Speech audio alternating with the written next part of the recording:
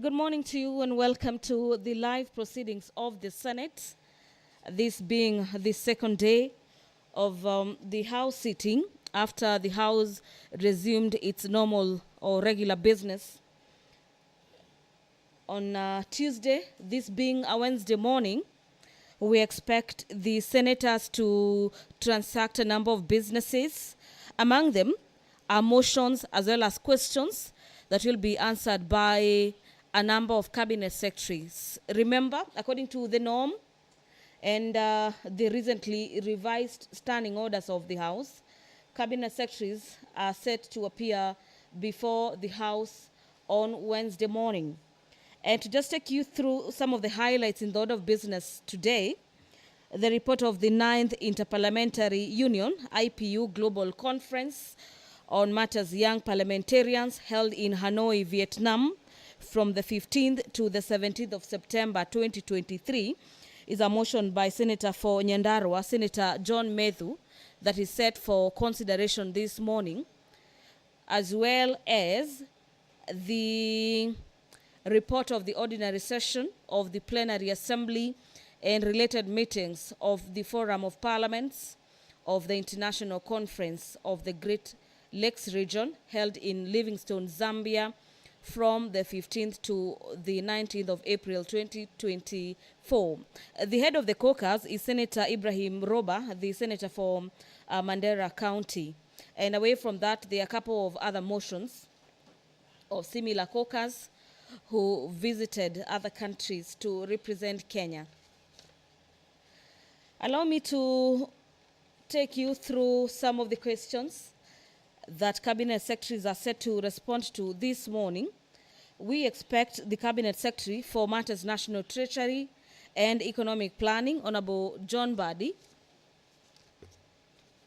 who is expected to answer questions from among senators, among them nominated Senator Catherine Muma, nominated Senator Joyce Correll, and the senator for Nairobi County. Senator Sifuna wants Honorable Mbadi to tell the House what has occasioned the failure by e-Citizen digital platform to process as well as reflect payments made to some institutions. These institutions are the National Health Insurance Fund, popularly known as NHIF. And could the Cabinet Secretary explain the steps that the government has taken to remedy the situation? The Senator for Nairobi, through the House, also wants to understand through the Cabinet Secretary where does the convenience fee charged and all other payments that fail to reflect on the platform end up? And could the Cabinet Secretary for National Treasury report on the safety, efficiency, efficacy, as well as reliability of the e-Citizen digital payment platform? And this is in regards to the numerous complaints of delays and technical issues that followed the onboarding of a significant number of government services on the online platform. Remember, the government gave state institutions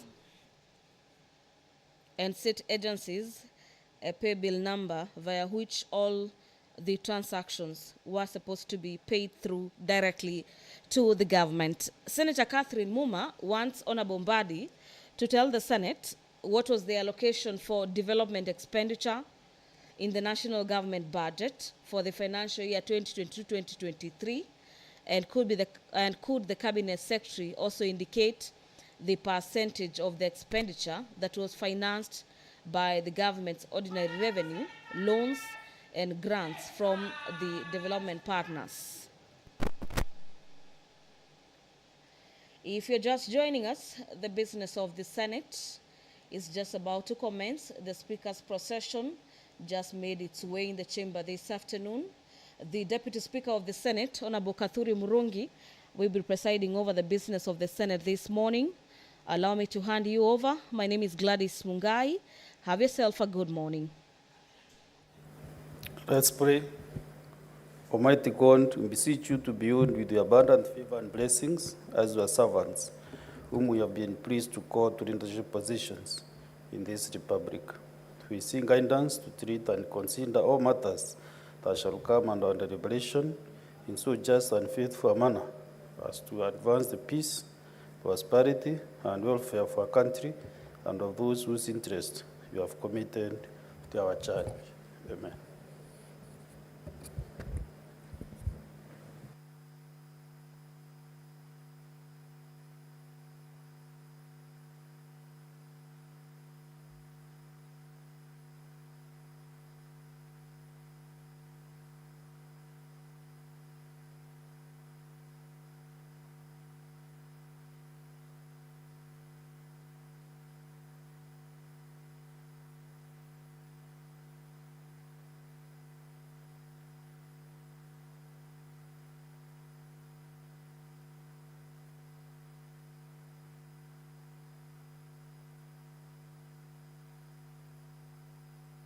Clerk, confirm whether you have quorum.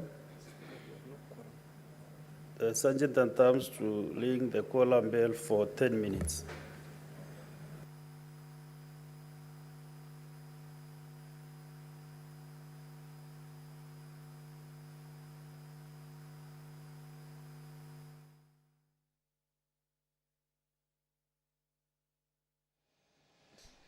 It is a 10 minutes bell, this being a quorum bell, as directed by the Deputy Speaker, currently presiding over the business of the House this morning, to allow senators yet to make their way into the chamber this morning, to do exactly that, to properly curate the House for the commencement of business this morning.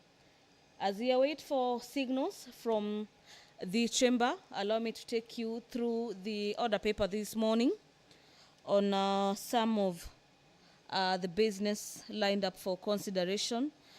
And away from the CS Treasury, CS for Labor and Social Protection, Honorable Alfred Mutua, is equally expected before the Senate this morning.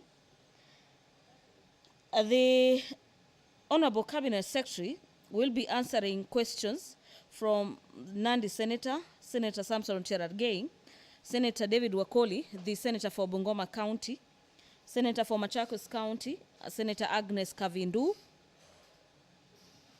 and the Senator for Machakos County wants the CS Labor to tell the House whether the government, through the ministry, would consider collaborating with the consortium of the 7th of August 1998 victims to identify as well as enroll surviving Kenyan victims of the 1998 bombing of the United States Embassy in Nairobi into the social assistance programs currently being implemented by the ministry.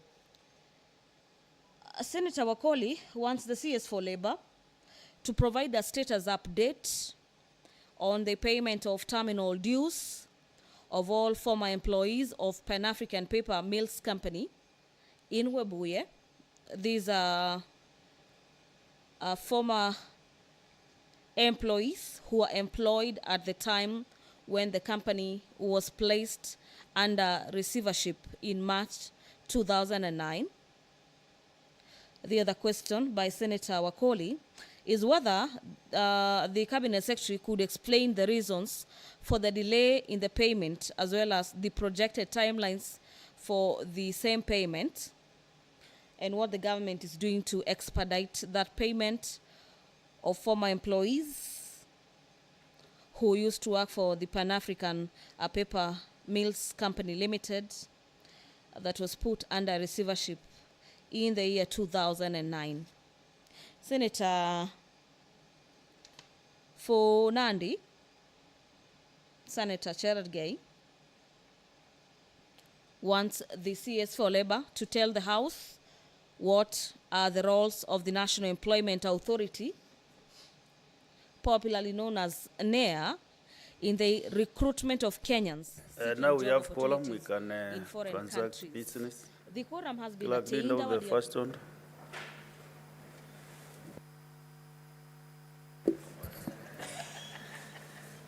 Order number 1, administration of oath. Order number 2, communication from the chair. Order number 3, messages. Order number 4, petitions. Order number 5, papers. Majority Leader.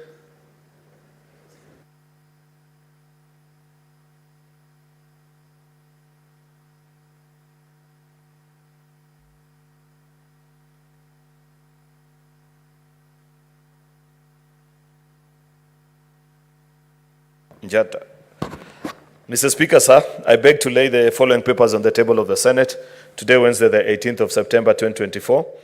This is number 1, the Employment and Labor Relations Court Procedures Rules, Legal Notice number 133 of 2024, the report of the Controller of Budget on Annual National Government Budget Implementation Review for financial year 2023-2024, then report of the Auditor General on the financial statements for the year ended 30th June 2023 of the following, which is Athi River Level 4 Hospital, County Government of Machakos, Kalama Level 4 Hospital, County Government of Machakos, Makindu Level 4 Hospital, County Government of Makueni, Matiliku Sub-County Level 4 Hospital, County Government of Makueni, Makueni County Referral Level 5 Hospital, County Government of Makueni, Kibwezi Sub-County Level 4 Hospital, County Government of Makueni, Kisau Sub-County Level 4 Hospital, County Government of Makueni, Kalawa Level 4 Hospital, County Government of Makueni, Ikanga Sub-County Hospital, County Government of Kitui, Mutomo Level 4 Hospital, County Government of Kitui, Kaui Sub-County Hospital, County Government of Kitui, Kuso Level 4 Hospital, County Government of Kitui, Zombe Sub-County Level 4 Hospital, County Government of Kitui, Saikuru Level 4 Hospital, County Government of Kitui, Nu Level 4 Hospital, County Government of Kitui. I thank you. Next order. Order number 6, notices of motion. Next order. Order number 7, questions and statements.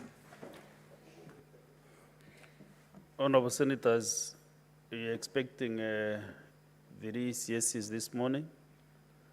One is the CS for Treasury and Economic Planning. The other one is the CS for Labor and Social Protection. And the third one, the CS for Loans, Transportation, and Public Works. I'm informed that the CS for Labor and Social Protection is around. And I suggest we start with that one. And he has 3 questions. From Senator Wakoli David, 026-051, Senator Chalgay. Both of them are not in the House. And the third one by Senator Agnes Kavindu. So I will request that the CS for Labor and Social Protection is brought to answer the questions. And Honorable Senators, the 3 CSs have very many questions. The CS for Treasury, if you'll be coming, he has also several questions, and also the CS for Loans and Transport. Therefore, we really need to use our time properly so that we can be able to dispense of. So far, none of them has indicated. I've raised with the Office of the Clerk, none of them has indicated that he's not appearing. But we have decided to start with the one who is in this building, the CS for Labor and Social Protection. Yes, Senator Edwin Sifuna, what is your point of order? Speaker, I wanted to seek clarification on whether the other CSs have given any time indication of when we can expect them to be here. That's why I sent the Senator Sifuna that none of the CSs has indicated. Through communication. This from who? From Treasury.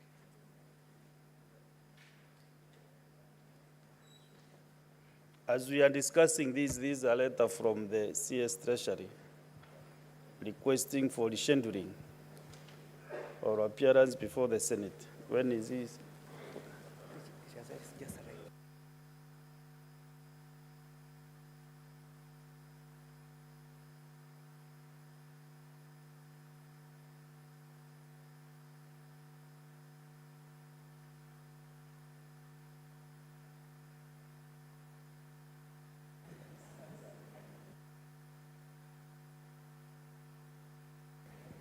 Honorable Senators, the CS for Treasury and Economic Planning, CS Honorable CP John Bandi Ngongo, his rate has just arrived, and he has said that the reason is that he is engaged in a critical meeting at the State House that requires his presence and attention.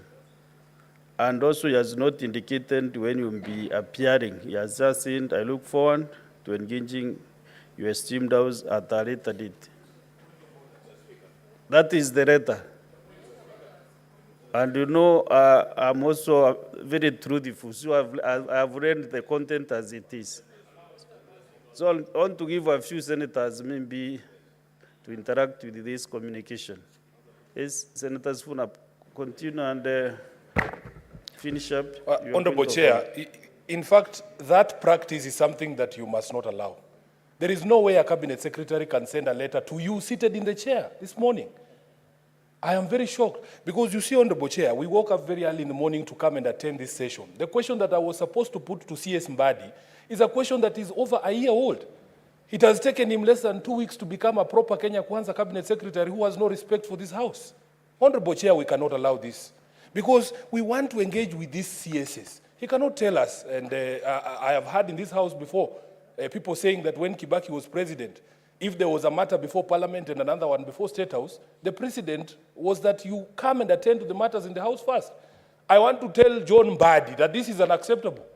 This is unacceptable, totally unacceptable, when he has to show respect for this House. And in fact, it is worse that he was a member of Parliament. If he had just been plucked from the wilderness, like some of the other people I see, maybe we would excuse him. But he is a member of Parliament. He has even finished 2 weeks. Honorable Chair, this is unacceptable. Respect for this House, and as of yesterday, there was already communication that he had confirmed he was going to come. Kwani these State House meetings just spring up on people like it is a surprise party. Honorable Chair, this is unacceptable. At the very minimum, he should have written yesterday and said he was not going to be able to make it. We have also other business to attend. Honorable John Mbadi must be called to order.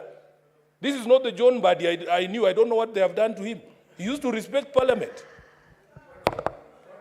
Sorry, actually, I thought our visitors are not allowed when...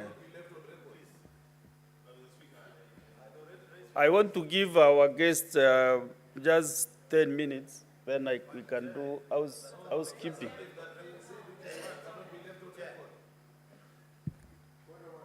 I have directed that our visitors here, the CS for Labor and Social Protection and his team, to give this House 15 minutes to interact with this communication.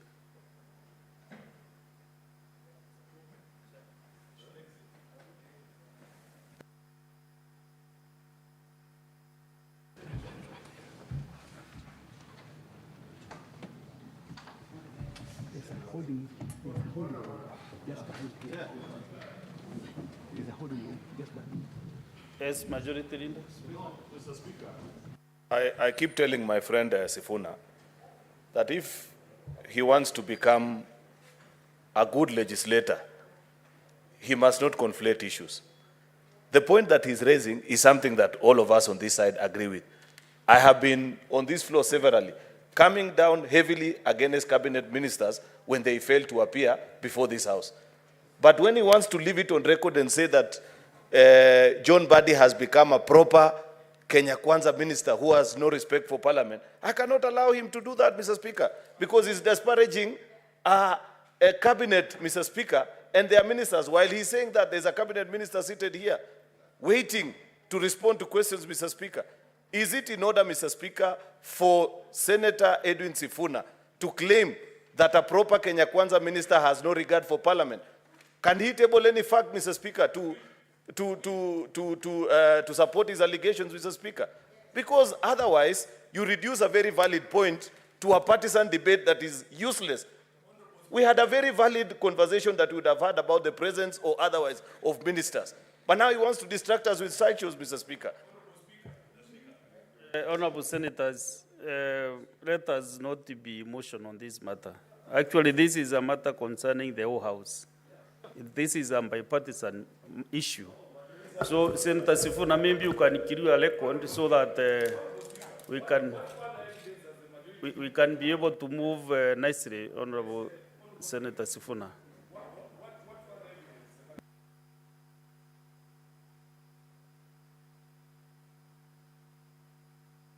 No, I've asked him to clarify that bit so that.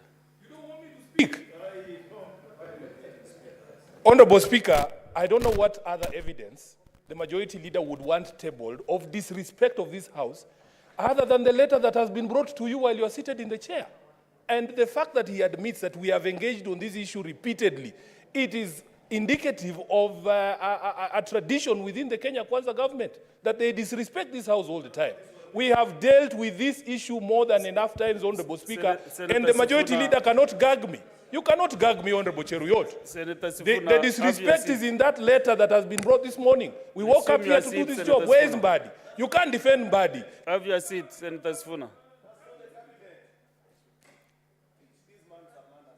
Senator Enoch.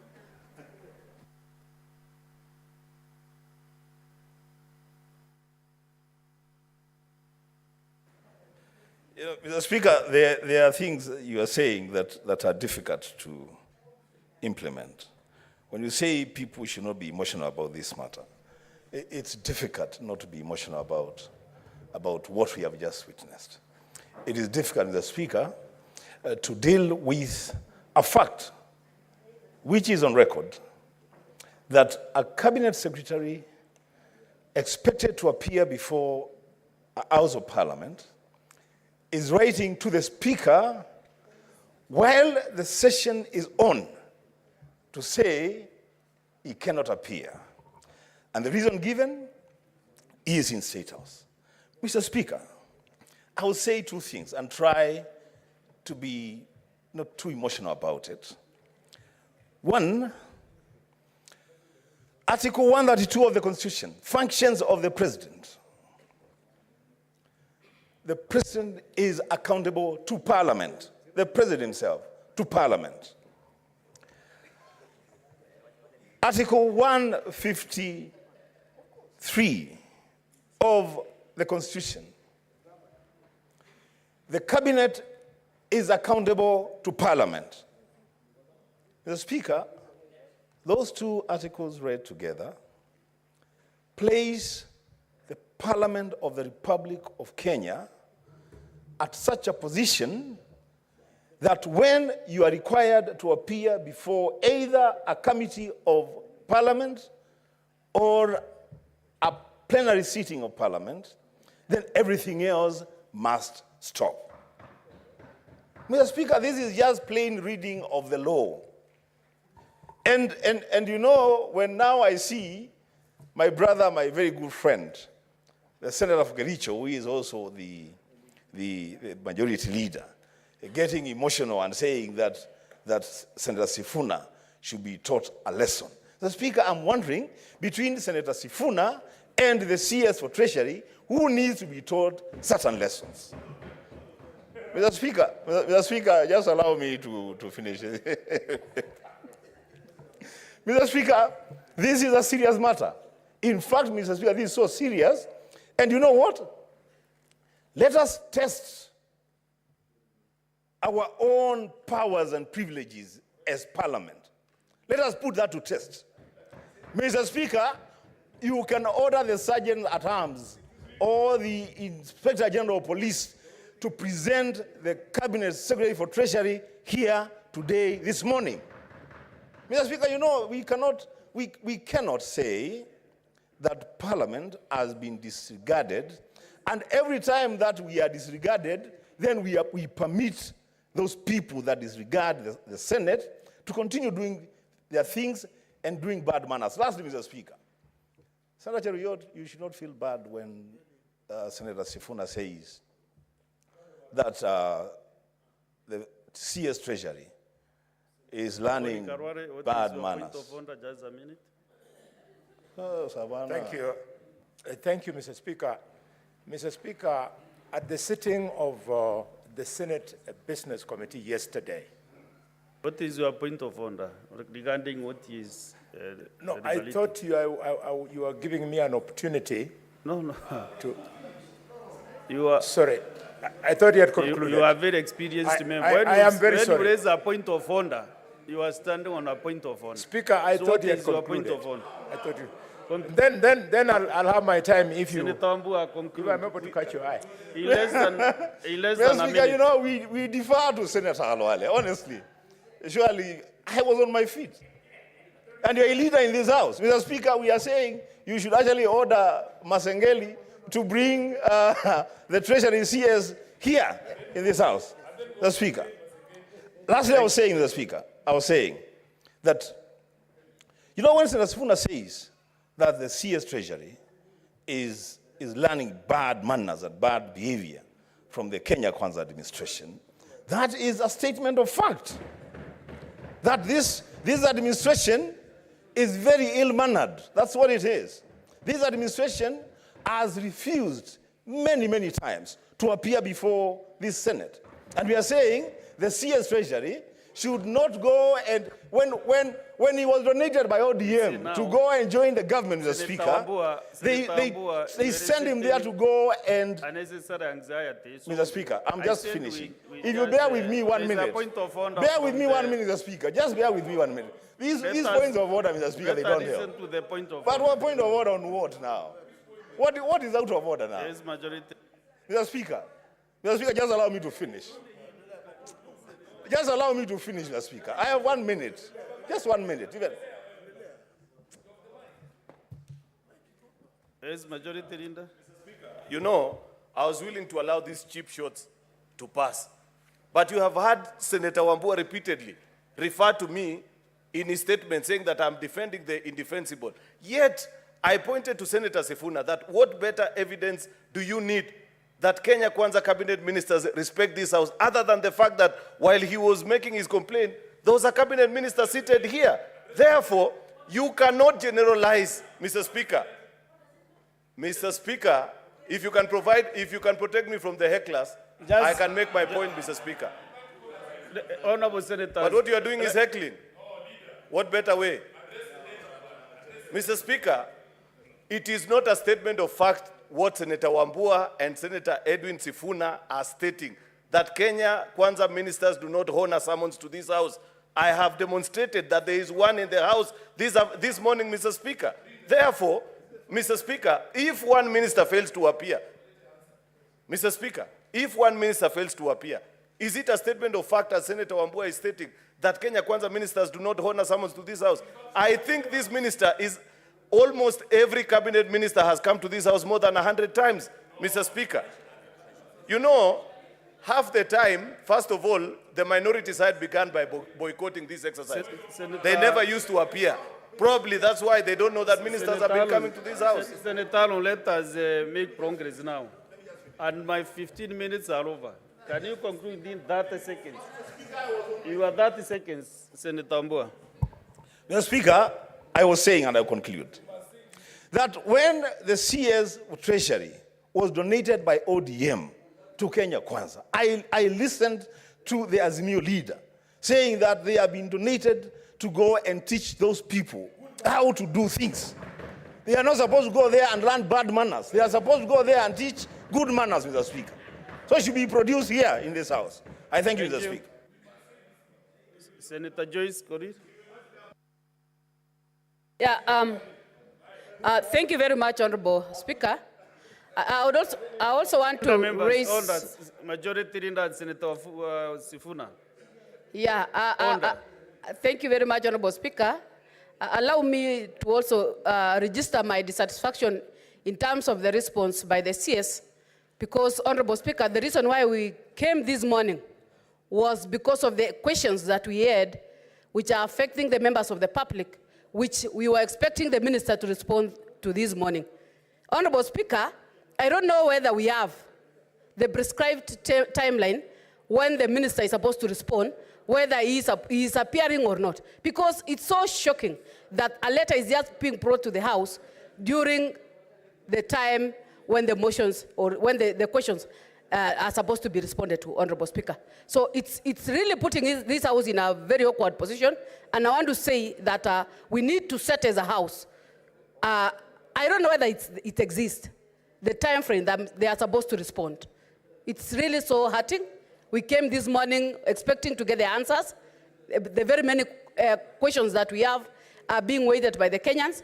And I want to say I am one of the persons who is dissatisfied with that letter that has been written by the CS this morning. Thank you, Honorable Speaker. Senator Fatuma Nduro.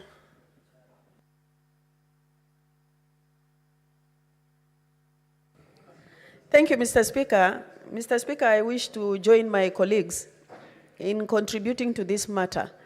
Mr. Speaker, I don't want to say much because much has been said, but this matter is not about a political party. It's about an individual member of cabinet who should take up their responsibilities.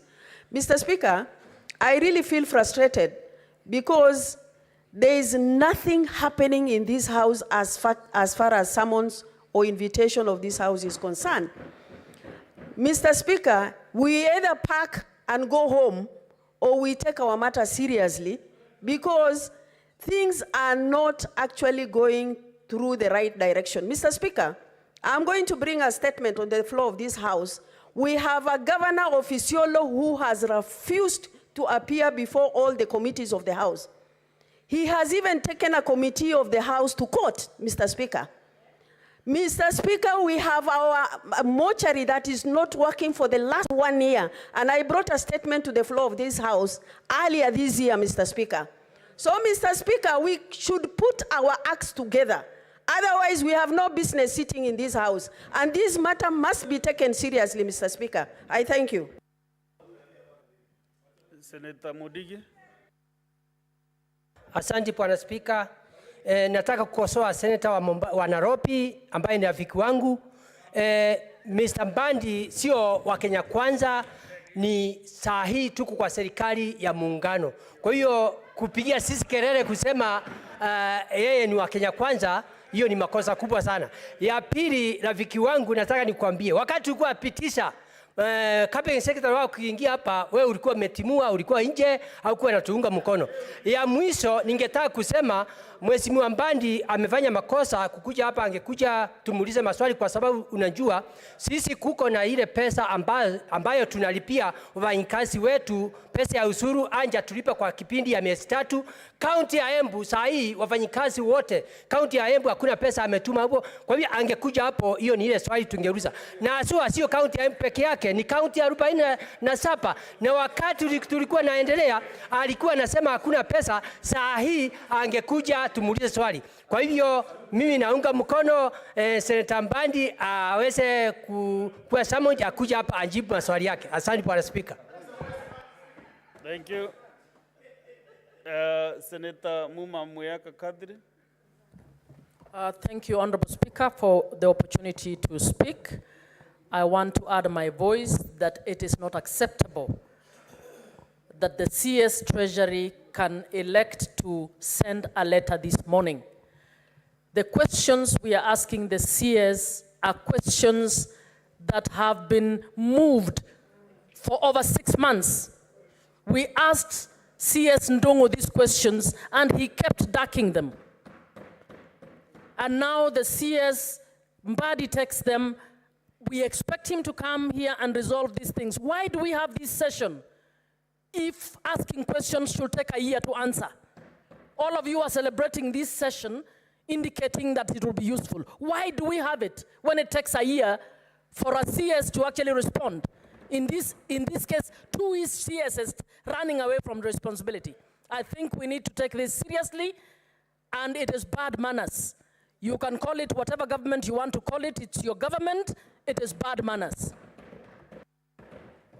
Last but not the least, Senator Murango James. Asante sana Mstahiki Speaker kwa kunipa hii nafasi kuchangia hili jambo. Ya kwanza niseme ya kwamba tunapokuja hapa, wakati tunakuja kukutana na mawaziri, tunakuanga na vitanda za kulala, tunakuanga na mahali ya kwenda. Hatukuangi tumekaa tu bila kazi ya kufanya. Wakati tumekuja hapa kufanya hilo jambo, na ukumbuke Mstahiki Speaker kwamba Jumatano zote hakuna kamati ambayo inakaa kukandini ama kuangalia jambo lingine lolote, kwa sababu tumetenga wakati muhimu kuja kujadili maneno kama haya. Wakati waziri ameitwa anakosa kuja, tunaweza mtetea, lakini hiyo si haki kwetu na si vizuri kwetu. Kama Senator Mondega anavyoongea, kama anajua pesa ya Embu imechelewa kwa muda ya miezi 2-3, angejua leo kama yeye mwenyewe anajali masirai ya watu wa Embu, sio kutetea mwenye hakuja kujibu maswali. Hiyo ni kusema ya kwamba hata yanaridhika na hali ilivyo katika kaunti zetu zote 47. Kwa hivyo ningesema ya kwamba sisi pia tusiende chini kwamba sisi tutakuwa tu tunakaa chini kama watu hawana kazi. Tukiita mtu na aji, tuwe na sheria ambayo itakuwa inamfanya awajibike kwa maneno ambayo amefanya. Kwa muda kumekuwa na madharau ya mbunge ya seneti na wale ambao wameteuliwa kutoka bunge la kitaifa. Na mimi nadhani ya kwamba huo ukosefu wa adabu hautachukuliwa kupelekwa katika na mawaziri kuja kutudharau wakati tunaita kuja katika nyumba ya seneti. Niyo tu, Mr. Speaker. Thank you, Senator Murango and all those who have expressed their dissatisfaction. From where you sit. No, the time is over, the 15 minutes. 15 minutes.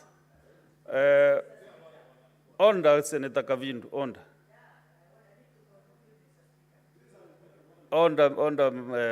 Senator Kavindu. I was saying that it is not in order from where I sit to receive a letter and actually communicating that all the CSCs are indicated. None of them had expressed that they will not come to this session this morning. But it's not in order to just receive a communication from the CS when the session is on. And therefore, senators, we cannot be lamenting every day in, day out. I would like to have a bipartisan manner in this issue so that both sides can revoke standing on the 51D, which says that the Senate may, where a cabinet secretary fails without reasonable cause to appear and respond to questions on this part, move a motion to censure the cabinet secretary. So we should not be just weeping, crying, and we have our explicit authority under 51D. Therefore, I think we should take that direction. I've been the last session also, of all the cabinet secretaries, let me also say that it's only one cabinet secretary who has let this house down. I want to disagree with those who said cabinet secretaries don't appear. But the CS Treasury, even last session, did not appear to answer questions.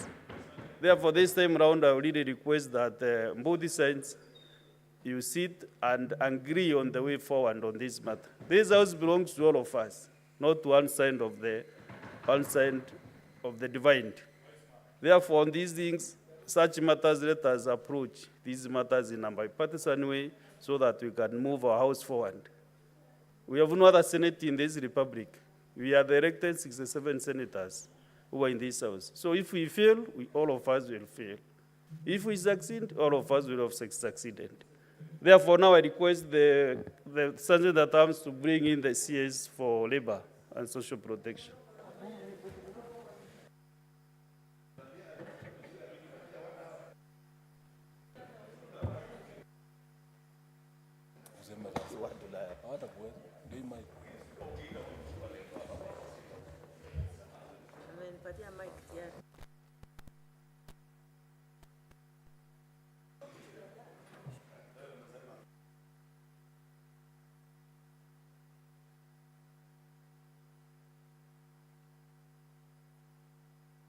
I want to welcome you, the CS for Labor and Social Protection.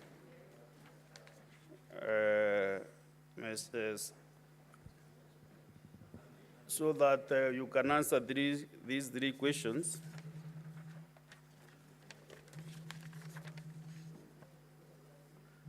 One from the Senator for Machakos County. The other two, the members who asked the other question is not around, but I can see is around. So we start with your question, Senator Kavindu. So waziri, karibu sana katika Senate. Okay, proceed.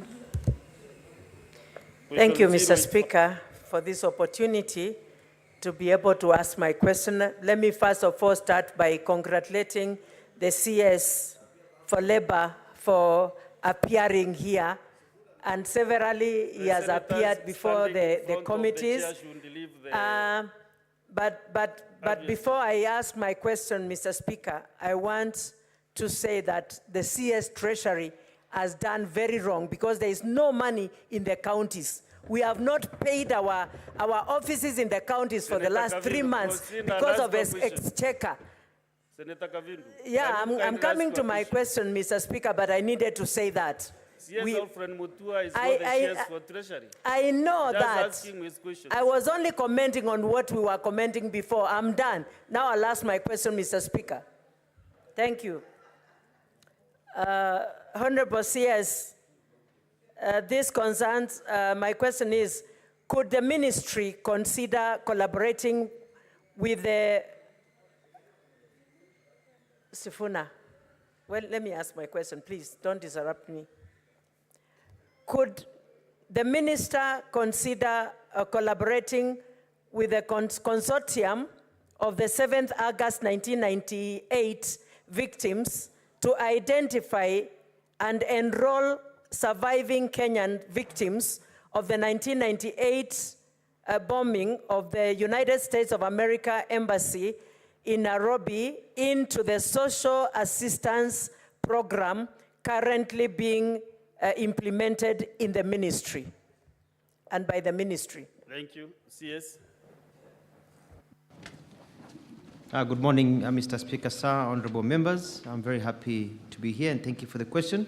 Before I start, I just want to say that I'm accompanied by my two principal secretaries, PS Mwadime of Labor and PS Motari of Social Protection, and Mr. Kasses, Senior Deputy Labor Commissioner, and many other CEOs and MDs, NEA and others. We've come, the whole team.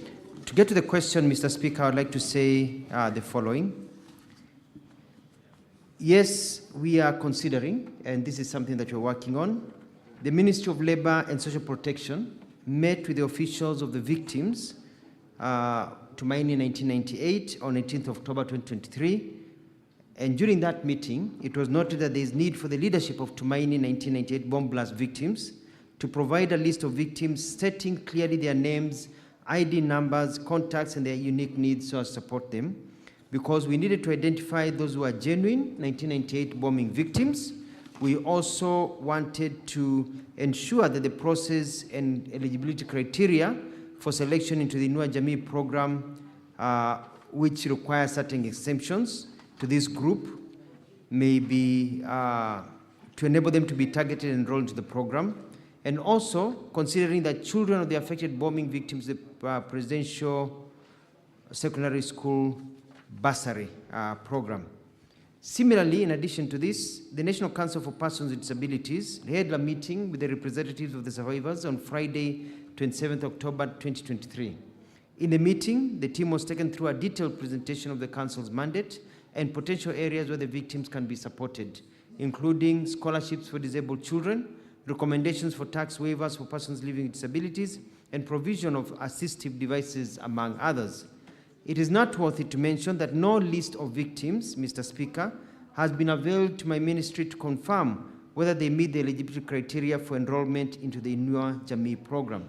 I don't know where the failing is, but I think it's a very good question by Senator Kavindu, and I want to congratulate her for her care about this issue, because when I was the Minister for Foreign Affairs, we were in a session where she brought up the same a similar question concerning these victims. But let me repeat that so far, we have not received any information, eligibility criteria for enrollment to the Inua Jamii program with a list of victims that we can onboard. Mr. Speaker, the possibility of including the survivors in the social assistance program is very high. The State Department for Social Protection and Senior Citizens Affairs within the Ministry of Labor and Social Protections implements 3 social assistance programs. One is the Inua Jamii program, which targets older citizens aged over 70 years and above, poor households taking care of persons with severe disability, and orphans and vulnerable children.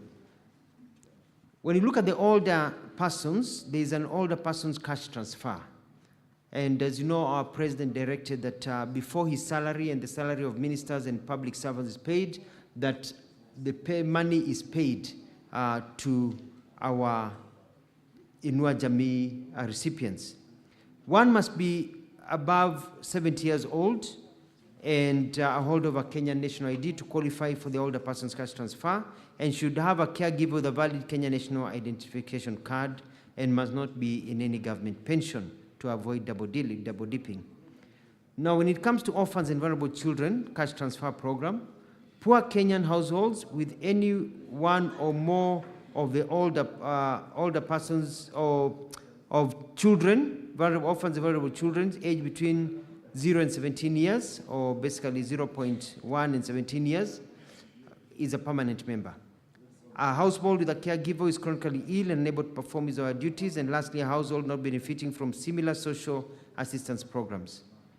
C, for those with people with severe disability cash transfer program, they are meant for a poor household with a person with severe disability who requires 24-hour care, a household not enrolled in a similar program, and a beneficiary who is a Kenyan citizen. In order for the victims, and I think Madam Kavindu Senator will agree with me, for the victims of the 1998 National United States Embassy bombing survivors to be included, they should meet the criteria, which is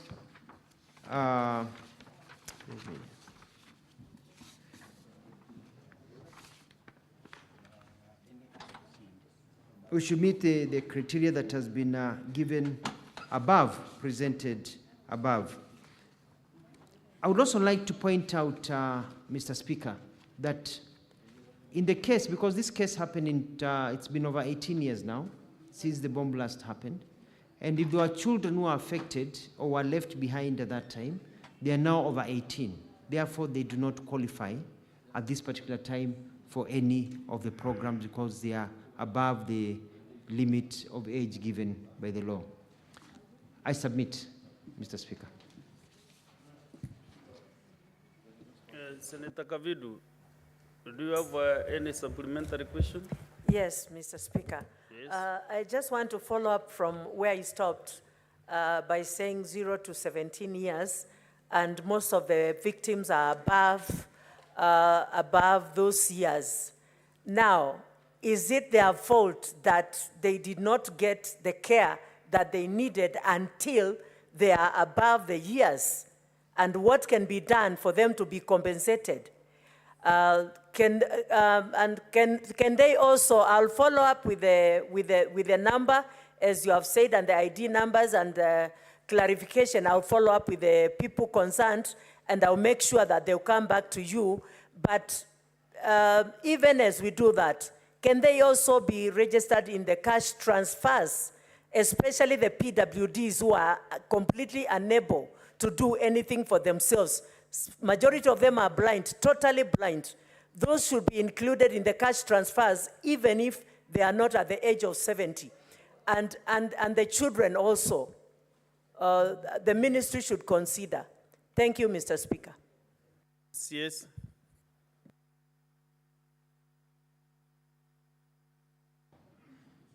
I want to give an emphatic yes. It doesn't matter whether you got injured during the 88 bomb blast, or you injured afterwards. If you are severely disabled in our country, you deserve to be in this program. It is not as comprehensive as it should be, and I'll work on it. On the second point, I really agree with you that we need to get these teams together, and I'm directing my principal secretary not to wait, but to organize a meeting to meet with the leadership so that we can also be proactive and get the lists, and working closely with you to enable this to be done. And whether you're below 70, above 70, and you're disabled, you qualify automatically, and there's a criteria of how you are tested at the hospital, and you qualify. I wanted to add something that may be of interest to the House, and that is that currently, most members, you are aware, people go in the morning to pick up their monies from banks or agents. And they wake up in the morning, get a boda, get a car, they go a long distance, and they line up the whole day waiting to receive their monies, which is not fair. And His Excellency the President has been very clear about providing justice. You don't have somebody spending 500 shillings to come somewhere, spend another 200 to eat, and then you are giving them 2,000. Already the money is gone. So we are rolling out that want to roll out a program so that by the 1st of December of this year, we are going to ensure that now all the monies will be transferred to the funds or designated M-Pesa or other accounts directly of the recipients. So they don't have to leave the comfort of their homes, spend their money to go and wait for a whole day to receive the monies. We have to be a caring people, and we are going to ensure that that is implemented. Thank you, Mr. Speaker, sir. Thank you. Let us have a few other supplementary questions, but just only one question. Senator Mandago, Jackson. Thank you very much, Honourable Speaker. I have one supplementary question to the Cabinet Secretary. That Honourable Speaker, during the 1998 bomb blast, there are allegations that there are a number of staff who are working for Cooperative Bank who are allegedly illegally dismissed from work following the injuries they sustained from the bomb blast.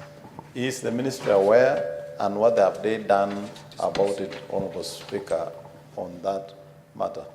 And Honourable Speaker, just on what the CS has just commented on the transfer of funds, Honourable Speaker, I would like the Cabinet Secretary to let us know why is the Ministry using banks, M-Pesa, and others, and not Postal Corporation, a government entity that under the law and under their mandate, it is their responsibility to handle digital payments for government. Yes, Waziri. Thank you very much, Mr. Speaker, sir. It's the issue of the staff working with a cooperative bank that were let go or work in that building. We are not aware. I've just done a bit of consultation. Maybe if they wrote to us, the letter got lost somewhere. It's not in my office. I would request, Mr. Speaker, sir, through you, the Honorable Senator, we can have a conversation and we can see whether they are organized, and they can file a complaint with us, and we'll follow up to make sure that they get their rights. They are under the law, because people shouldn't just be dismissed and then they are not compensated properly. On the second question about Postal Corporation, we carry tender processes whereby banks were onboarded to be able to transfer the monies, and the contracts are coming to an end, and so Postal Corporation is welcome to participate in the next round, even as we move into a digital fora using the technological companies rather than just the banks. Thank you, Mr. Speaker. Senator Kadri Muma. Thank you, Mr. Speaker, and welcome, CS. My question is on the system that the Ministry has put in place to ensure equitable access to social protection. Mr. CS, I would want to know, given that the Constitution requires that all resource in Kenya is equitably accessed by those who need, what mechanism do you have in place to ensure that, one, the correct people are the ones receiving social protection in this country, two, that where there might be deficiencies in the resource, that we can still confirm that it is equitably distributed among those who need to access it. Where can we get that register as members of Parliament who carry out oversight to ensure that truly those who need to access social protection are the ones accessing social protection? I would want to know and access that resource. Thank you, Honorable CS.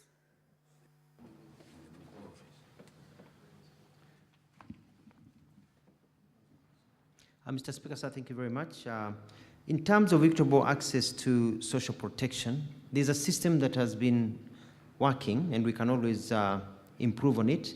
We go to the ground using the government system, and we're able to identify those who deserve to be in the system in terms of age, in terms of disability, very, very poor families, vulnerable families, and we are able to put them in the list, and they go through the criteria and they are onboarded.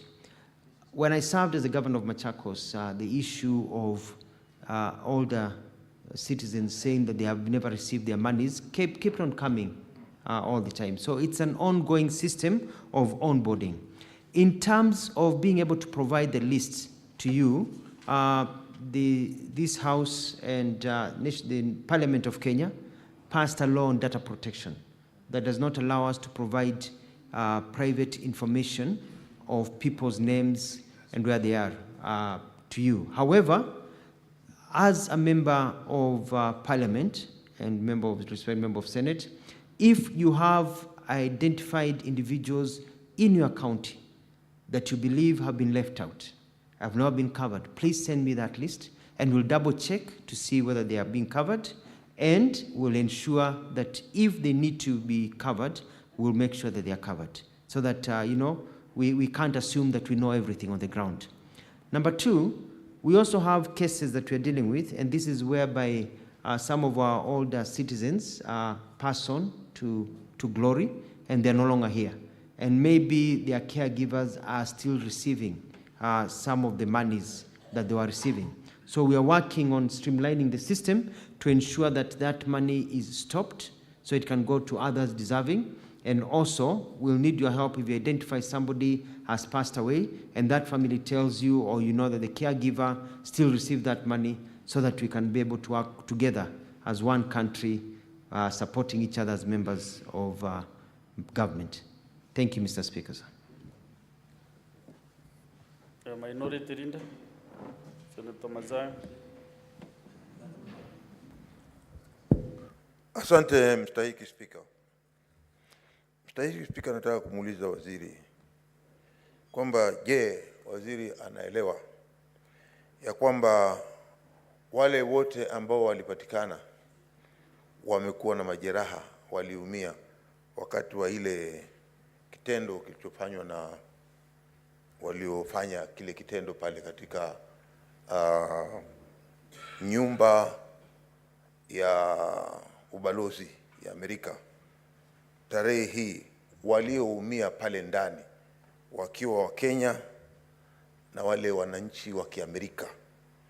Je, waziri ana habari ya kwamba wale waliokuwa ni wa Amerika wote waliweza kulipwa fidia zao za kuumia na majeraha na wakapelekwa hospitali na wakaangaliwa vizuri sana na serikali ya Amerika? Kwanza Nitamwomba Seneta Kavindu asikize ili swali vizuri kutoka kwa kiongozi walio wachache. Ili itakuwa kwa manufaa kwako sana. Sija kupata Bwana Spika. Endelea. Asante. Bwana Spika, vile vile nataka kuuliza, je, ni juhudi gani ambao yeye kama waziri na wizara yake ikiwa husika, ni juhudi gani zinafanywa na serikali?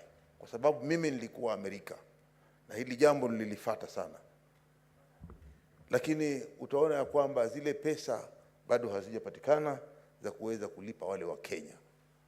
Ni juhudi gani wizara yake inafanya kufikia hivi sasa kuona ya kwamba zile fidia za zile pesa zilizotolewa, manake Amerika wametoa pesa, lakini sasa wa Kenya mpaka hivi sasa bado hizo pesa hazijawafikia? Ni juhudi gani wizara yake inafanya kuona ya kwamba zile pesa zilizotolewa kuweza kuwalipa hawa waliopata majeraha zinaweza kuwafikia? Waziri. Jibu swali la Senator Mazayo.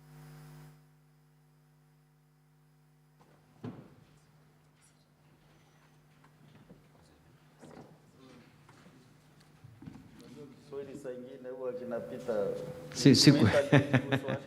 Samani, Mheshimiwa Spika. Shukran sana Senator Mazayo kwa swali lako la kina kabisa. Je, umeuliza vizuri ni kwamba tunaelewa kwamba kutokana na jambo hilo, tukio la ugaidi mwaka 1998, wale walioumia walikuwa basi wa Kenya na Marekani. Umesema kwa kweli ya kwamba wale wa Marekani walilipwa, lakini wa Kenya ukasema hawakulipwa. Hili ni swala ambalo nilifuatilia nikiwa waziri wa mambo ya kigeni na hata kwa mikutano tofauti na Senator Kavindu na wengine tukiangalia. Najua ya kwamba tulipofikia hivi sasa kuna kesi ambayo inaendelea kule Marekani. Na pia kuna juhudi za Wizara ya Kigeni kuendeleza kuona kama inaweza kuthibitishwa na kupitishwa na bunge la Marekani ndio waweze kulipwa. Kwa hivi sasa sina uhakika hiyo kesi imefika wapi. Naomba Senator Mazayo na waheshimiwa mnipe nafasi niweze kumwandikia barua ndugu yangu Musalia Mudavadi aweze kutupa nafasi ama aweze kutupa habari na tuweze kufahamu tumefikia wapi kwa wakati huu. Lakini pia nitaweza kulikaza na kuangalia vile tutaweza kujadiliana na hawa walioumia, tuende vile tuwasaidia. Wakati wale ambao hawajapata zile pesa wanazopaswa kupata za Inua Jamii, ambao watakuja kumuona katibu wa ofisi yangu, wale nimeongea kuhusu mambo haya, basi tuweze kuwatajia mambo kama hayo pia naweza kufuatilia kwa sababu ni haki yao. Damu ni damu, iliyomwagika iwe ya Mwamerikano iwe ya Mkenya, bado ni damu. Kama wengine walilipwa, kwa nini hatukulipwa? Kama kuna Wakenya walilipwa, tujue ni wengine walilipwa, ni wangapi walilipwa, na wangapi hawakulipwa. Niweze kufuata haki ya wananchi wetu. Hiyo ndio kazi ya serikali, kufuata haki ya wananchi wao. Asante sana Mheshimiwa. Senator Murago James. Asante sana Mstahiki Speaker. Kuna swali ningetaka kuuliza waziri kwa sababu serikali yetu ndio huwa inasajili watu. Serikali yetu ndio inatupatia hati ya kuzaliwa. Serikali yetu ndio inatupatia kitambulisho. Serikali yetu ndio inatupatia pasipoti. Ndio inatupatia hata hati ya kifo. Wakati mtu anapokufa, serikali yetu ndio inatupatia. Inakuaje hamwezi chukua takwimu ambazo mko nazo katika mitambo mlio nayo siku ya leo, kujua mtu ambaye anafikisha miaka ambayo anastahili kupewa pesa yake ya uzee, mpaka mrundi tena mtumie fedha za umma kwenda kusajili watu na mko na kila kitu? Haingekuwa rahisi kama, kwa sababu serikali iko na kila kitu, mtu akitimiza ile miaka bila kusajili tu mnaanza mnachukua kama ni akaunti yake mnaanza kumtumia pesa zake moja kwa moja, kuliko kusumbua wazee na vilema waliozeeka na kila kitu mko nacho. Kwa nini kazi inafanyika hivyo? Ni nini hamna ya kufanya hiyo kazi ili iwe rahisi kwa kila mtu? Swali la pili. Ni moja tu Senator Murago. Nataka kusikanisha Mstahiki Speaker, ni moja, ni line moja. Naomba Senator Joyce Korir pia ulizo swali kwa sababu ya maswali yanafanana yote. Ndio ajibu pamoja kwa jumla. Thank you very much, Honorable Speaker. Allow me to ask the CS.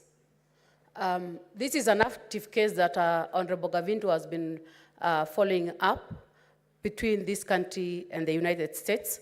And I want to say, Honorable Speaker, I just wanted to know whether the ministry has the exact number of the victims and what is their age bracket. And if so, how many have benefited from any programs that the country is doing right now in terms of stipends to people living with disability or the vulnerable in this country? Thank you, Honorable Speaker. CS. Thank you, Mr. Speaker, sir. Swali la kwanza Senator Murango ameuliza vizuri sana kuhusu tuna takwimu hizi zote za kuweza kumtambua Mkenya, na vile tumefanya hivi sasa katika mkondo huu wa digitali, tumeanza kuchukua hayo majina kutoka kwa Wizara ya Interior na kuweza kuyaweka katika ratiba ambayo inafaa. Tayari umeona kwa magazeti tumeongea kuhusu kuna vijana wasichana wanaitwa enumerators, wanaenda chini kuthibitisha kama hawa watu wako, wengine pengine wameaga dunia, wengine pengine walihama So pengine mzee alikuwa anaishi kule Meru, watoto wake wako Nairobi, Mombasa, wamehama kutoka Meru, wamekuja Mombasa, wamekuja Nairobi, hawako tena upande huo, ama walienda nyingine, wengine wameenda kuwatembelea watoto ng'ambo, kuthibitisha kwamba wapo, ndio kwa mara moja tunaweza kuwaongeza hao ambao wamefikisha miaka hiyo. Kwa hivyo ni jambo ambalo tunaendelea, ni jambo tulianza hivi majuzi, Mheshimiwa Senator Murango, na jambo ambalo tutaweza kulifanya liwe thabiti kabisa kwa siku ambazo zinakuja. On the second question by Senator Joyce Korir, yes, I agree with you, it's an active case. And unfortunately, the way it has worked for all those years, it was not being handled by my Ministry of Labor and Social Protection. It's been handled clearly as a foreign affairs issue. So for a long time, it was handled as a foreign affairs issue in terms of the number of victims, because we're dealing with a foreign country. But it is now an issue, as I've said, we are ready to onboard, and we'll be meeting the leadership of the victims, and we see how now we can regularize what should have been done about 18 years ago. Thank you, Mr. Speaker, sir. I'll request now on the same question. With 30 seconds? Yeah, please. Thank you very much, Honorable Speaker. I thought, Honorable Speaker, when the cabinet are meeting, they always discuss issues that are cross-cutting. Because this is a very serious issue. We are talking about the country that have paid its people, and our people have not been paid. Failure because of the way we are handling issues and the way we are handling our data. Is it true that the ministries that we have in this country cannot coordinate to make sure that things are done the right way? To an extent that as we speak today, the Ministry of Labor has to go a long way looking for the list. Yet in the actual sense, we have the list with the Ministry of Foreign Affairs. Can we get to know the exact number of the victims? And what has the country done in terms of making sure that these people issues have been addressed? Thank you. If I can give some guidance, you know the CS, and indeed you request that list when he came here. So maybe you can give the ministry time to compile that data and then to provide it to the Senate, to this House. But where he sits, I'm afraid he cannot be able to give the list now. But he can be able to work on it. And then number two, the question by Senator Kavindu is not now on the compensations. It was specific on whether these people can be recruited in the ongoing programs, like OVCs and the other people. So if Senator Kavindu wants a substantive question, you ask substantive question on compensation of the victims. I know the other committee that you chair is handling this matter. Therefore, you descended to go the under committee way, but if you want that substantive answer, as the CS said, you will consult the CS for Foreign Affairs to know exactly what is the position. Maybe I request then you do that substantive question to the Minister of Foreign Affairs. Yes, so maybe that will solve all these issues. Therefore, I wanted to go to the second question, but the Senator Kavidu, you under the second supplementary question. Executed, then we go to the next question by Senator Samson Chalgei. Thank you, Mr. Speaker. My second substantial question is, Honorable CS, those with severe disability who need 24-hour care are also eligible to be enrolled in the persons with severe disability. What are you doing about those ones? And just a follow-up with the question that, Senator Mandago asked. Honorable CS, you say that you are not aware of the people who are working with the cooperative and Mwalimu Sacco, or Fundi Sacco. And the CS who left before you came in, we had called him at the ad hoc committee and we raised all these questions, and he was with his team, just like you are with your team today. And I believe there is no vacuum in government. So you should be aware of that question, because we asked them last year actually. and they were there. So they should give you an update so that you can answer. Thank you. Yes. Thank you very much. I do believe, Mr. Speaker, Madam Kivindu, thank you for the question, that those ones with severe disabilities and anybody with disability, and I call upon this House and Kenyans, if you know a Kenyan somewhere who has disability, who is suffering, and they are not in this program, please let us know. Let the chief know, and I'll speak to my colleague, Minister of Interior, so guidance is given. Up the chain, let us know. Let them talk to the MCA, talk to members of parliament, either to the MP or the senator. Let me know, and I can assure you I will take action immediately, because, you know, we are this country. Some people cannot just suffer as if, you know, they are the wretched of the earth and others are doing well. The second question about, and I'm well guided, Madam, about the question that was given to my predecessors, and so I will follow up and will provide as much information as we can. Thank you for that guidance. Thank you, Mr. Speaker, sir. Thank you. Let's go to the next question. Question number 051. Senator Chalgei, can you ask your question? Thank you, Mr. Speaker, sir. I raise pursuant to Standing Order 51C. I will give you the opportunity. Let them proceed with Mr. Speaker, I raise under Standing Order 51C 6. A cabinet secretary shall appear in person on the day of which the respective question is listed for response. One shall respond to the question. That is B. C, may, with the permission of Speaker, make a statement. Mr. Speaker, I'm raising on Standing Order 51C6. Because, Mr. Speaker, I don't know what happens when a cabinet secretary comes with a half-baked answer or a kindergarten-like answer against the responses that they, and it is Mr. Speaker, in the response, he has indicated that they are attached. Yes, Mr. Speaker. Using unparliamentary language. Okay, when he comes with unsatisfactory answer, because the response I have received, Mr. Speaker, said there is no list attached.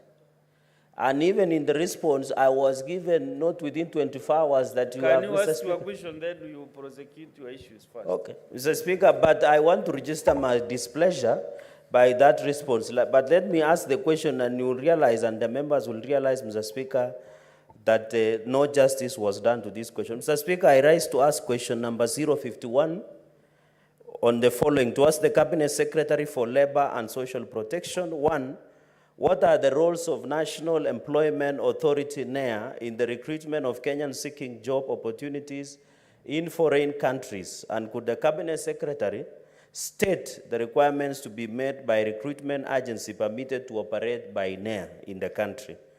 B, Mr. Speaker, could the Cabinet Secretary provide a list of recruitment agencies cleared by National Employment Authority, and what steps are used to ensure that all companies registered under National Employment Authority Integrated Management System, NEMIS, are monitored and regulated? Mr. Speaker, Part C, could the Cabinet Secretary also provide a list of Kenyans who have successfully applied for jobs in the diaspora following the numerous agreements between Kenya, for example, like the other day with Germany and other nations, and including the countries that are deployed to avoid misinformation? Mr. Speaker, finally, what is the status of the investigations into the operations of Mrs. Worth Star Africa Limited, an agency operated by one Pastor James Wanjohi that reportedly defrauded Kenyans over Kenya shillings 600 million with a promise to assist them to secure jobs abroad? And could the Cabinet Secretary state the plans, if any, to compensate these victims, the Speaker? I thank you. Yes. Thank you very much. Thank you very much, Senator Chergai, for your question. The role of the National Employment Authority in recruitment of Kenyans for jobs in the diaspora is well stated in our documents. It is, and I'm going to go through them quickly, to advise on the formulation of employment policies and strategies for national and county governments, facilitate the employment placement of job seekers internationally, and facilitate the implementation of national policies on employment. There is also a secretariat to the vetting committee, licensing and accreditation of private employment agencies, regulation of the activities of private employment agencies, collection, analysis, and dissemination of labor market information, building the capacities of private employment agencies, sensitizing and advising job seekers, handling complaints from job seekers, promoting ethical recruitment, and cancelling the registrations of an employment agency that fails to observe the provisions of the existing laws and regulations. The requirements to be met by recruitment agency to be permitted to be operated by NEA is in our website, which is www.neaims.go.ke. But I've also listed them here for Senator Cherengai. There's an application letter for registration, a certified copy of the certificate of incorporation as a limited company, company articles and memorandum of association, company CR2 for the current year, must have a minimum share capital of 5 million shillings, a copy of a county government license, show that you are operating legally, company tax compliance certificate for the current year, registered and fully equipped physical office with the prescribed sizes. A company director must also submit a copy of his or her or their IDs, 2 passport size photos, current police clearance certificate, a valid work permit in case of any foreign director, certified academic certificates, which must be certified by the Directorate of Quality Assurance of the Ministry of Education. Company manager must also submit the following documents: a degree certificate in business-related field from a recognized university in Kenya that is also certified by the Quality Assurance of the Ministry of Education, an appointment letter to work for that company with clear terms, and a copy of an ID. Mr. Speaker, it is very clear that the process is heavy, that you really need to qualify. And these are very many requirements. You need to qualify because we need people who are in this industry and we need people who are valid. That's why we ask all these questions, all these documents, including a visiting of the space where they work to ensure that it is not a briefcase company. And then you are given your document. The second question about vetting by Interministerial Vetting Committee. An interministerial committee vets all private employment agencies seeking registration and renewal of licenses. It consists of the ministry responsible for labor, immigration, internal security, foreign affairs, and the AG. During the vetting, the applications made by private employment are looked at, and making the independent recommendations approval or non-approval is also deliberated. In other words, it is not enough for you just to provide the documents. It's not enough that you qualify. Yes, we take you one step further. Yes, you may qualify on paper, but should you, in terms of national intelligence, are you a crook? You know, have you been bad somewhere else? Are you working with other people? Are you, we go further to ensure that the vetting weeds out the bad people. And the vetting, from what I've learned, is that out of the people vetted, about 30 to 40% never qualify, even though they had the documents. So it is a real operation to ensure that we get the best. So the government here does its job. After approval, you pay a full registration fee, and then you have to be a member of a recognized association of private employment agencies, because we need somebody also to keep on monitoring you, so that when you go rogue, they're able to tell us. And then you execute 1.5 million security bond to the bank. This is for people who are engaging in foreign recruitment. Mr. Speaker, sir, tomorrow, sidetrack just to add to this, I'll be holding a meeting, a follow-up meeting with the recruitment agencies that recruit for people in Kenya and mostly for overseas. We had a meeting about 2.5 to 3 weeks ago where we deliberated about how we can work together. How do we cut the bureaucracy? How do we identify the crooks? Where is the problem? How do we reform National Employment Agency? How do we reform the National Training Institute, NITA? How do we reform the Labor Ministry to ensure that it is current in terms of the needs of the market. And so we've been holding meetings, and even after this session, I'm going to hold a meeting with my staff to deliberate on new regulations and new policies that we will announce tomorrow after we've had this public participation with a team to streamline this industry, to toa wakora, and to ensure that it is efficient. The list of recruitment agencies cleared to operate by NEA can also be found in our nims.go.ke. It is current. Some fall out every day, some are added every day. So if I can give you a list today, and tomorrow you say, how come this company is no longer in the list, or how come this company, because it is alive. As we sit here, there are others being onboarded, the others being removed. And it even shows you the ones that the licenses have expired and who are in the process of renewing. One of the things that I'm going to announce tomorrow is about the duration of time of the renewals. The country has been crying, the recruitment has been crying that the renewal of every year doesn't work very well, because by the time you organize yourself to get people to organize, take them abroad, your time is gone. So we are going to look at how we can extend the time and how to make it easier for people to be able to register and work within the system.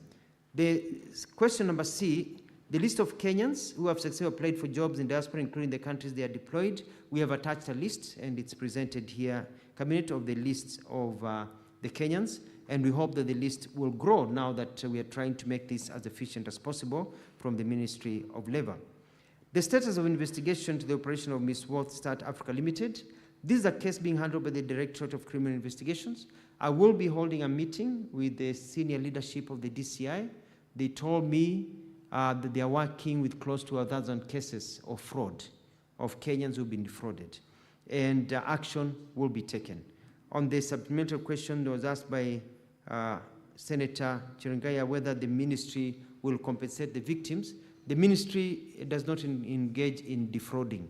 But the person who defrauds, if they are found guilty, arrested, charged, if they are found guilty, then I think part of the requirement will be for their assets to be taken and compensation to be done, not just for them just to serve time, but they need to repay back the money that they stole from innocent Kenyans. Thank you, Mr. Speaker. I submit. Senator Chalagai, do you have any supplementary question? Point of order, Mr. Speaker. Not point of order, but it should go on record that the Cabinet Secretary is misleading the House. You know why? The list is saying he has filed through the Secretariat. It's not there. So why is he playing with the minds of Kenyans? Mr. Speaker, we are serious people. We don't wake up here to come and joke around. If the CS cannot take his work seriously, Mr. Speaker, he should be sanctioned, because the issue Kenyans, Mr. Speaker, have been conned daily by fake recruitment agencies, Mr. Speaker.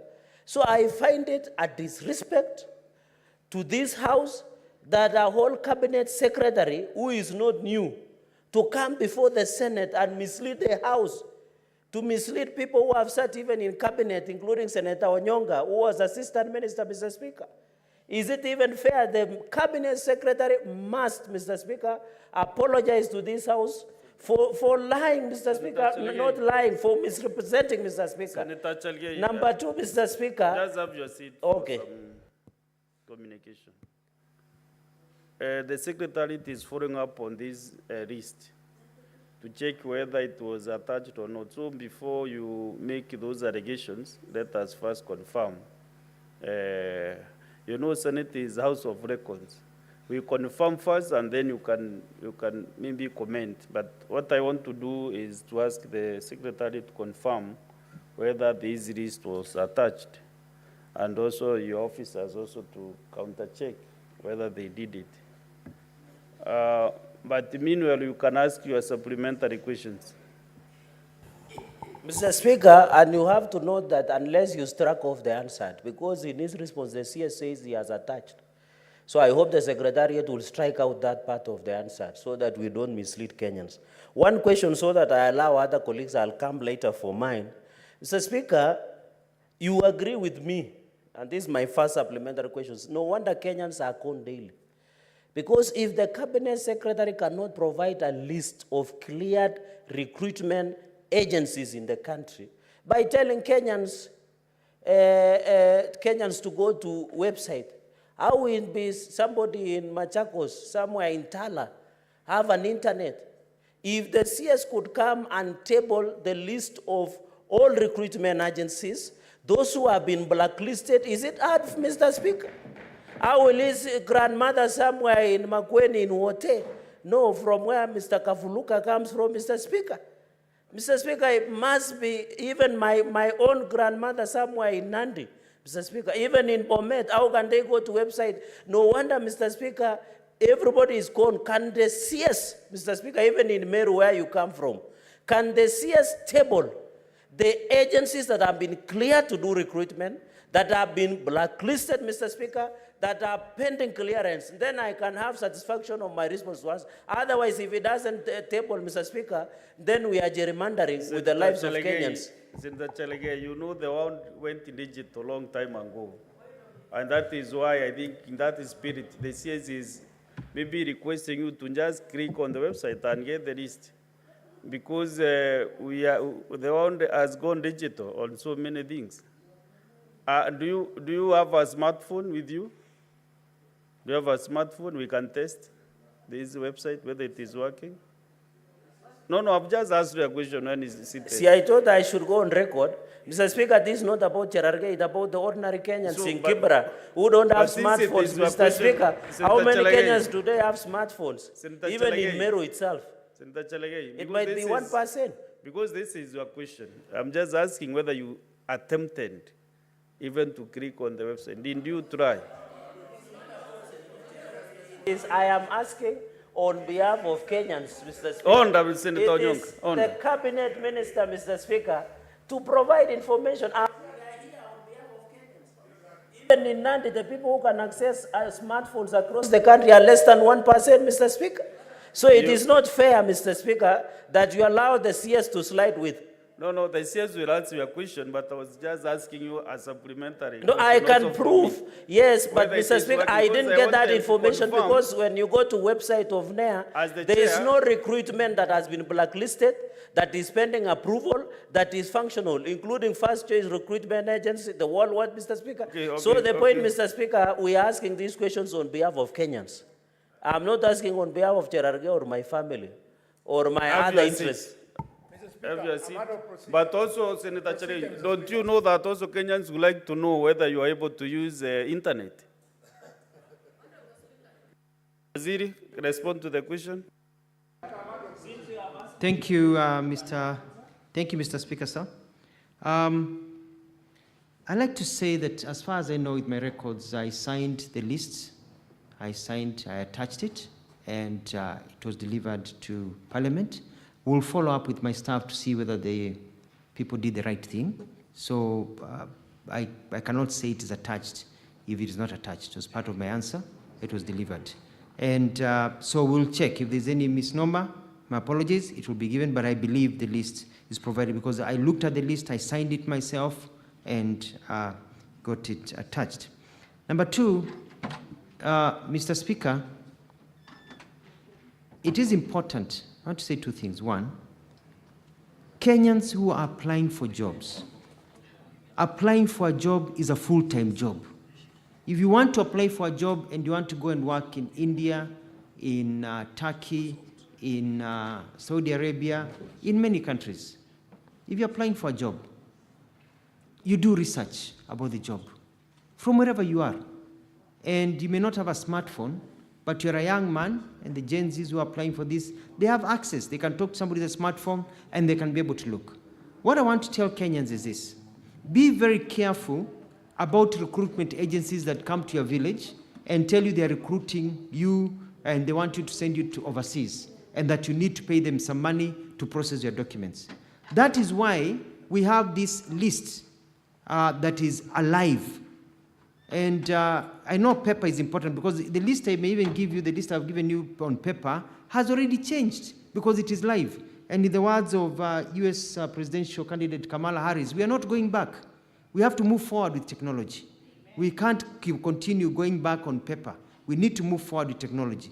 So I do understand the challenges that we are facing. That is why the government is rolling out the digital network that is going to encompass basically every village in our country where there are schools, and so that we ensure that people can be connected and you can actually log in for free and be able to check. So I urge Kenyans, and they can talk to their leaders, to their senators, and I like the spirit Senator Cherangai has in protecting his people. Talk to your senator, talk to your MCS, say this person has recruited me. Are they valid? So we can double check so that you are not conned. The other thing that I'm doing is that I want to work with the agencies in a way that if the agency, because the agencies are being paid a fee, a commission, that wherever it is possible, which should be about 90% of the time, they should not charge a Kenyan for any processing fee. So they absorb that as part of their cost, so that Kenyans are not defrauded, being told, pay this amount of money, we'll take you overseas. Unauza shamba, unauza gari, unauza, all your savings, you put them there, and then you find the person is fake. So we want to get into a system whereby let them get access to financing, get their people all sorted, and then they'll be paid their fee. So it's a service they're providing. They don't need to charge the Kenyans. So we're working through that system to ensure that people get their right. So I urge leaders in this country to please also support us in ensuring we identify rogue ones. And the best way is to go into the internet, look at that live link, which keeps on changing every hour, to ensure that that person maybe say they are there, by a day or two, they have been removed. So keep on checking before you engage and sign documents. I submit, Mr. Speaker, sir. Senator Kadri.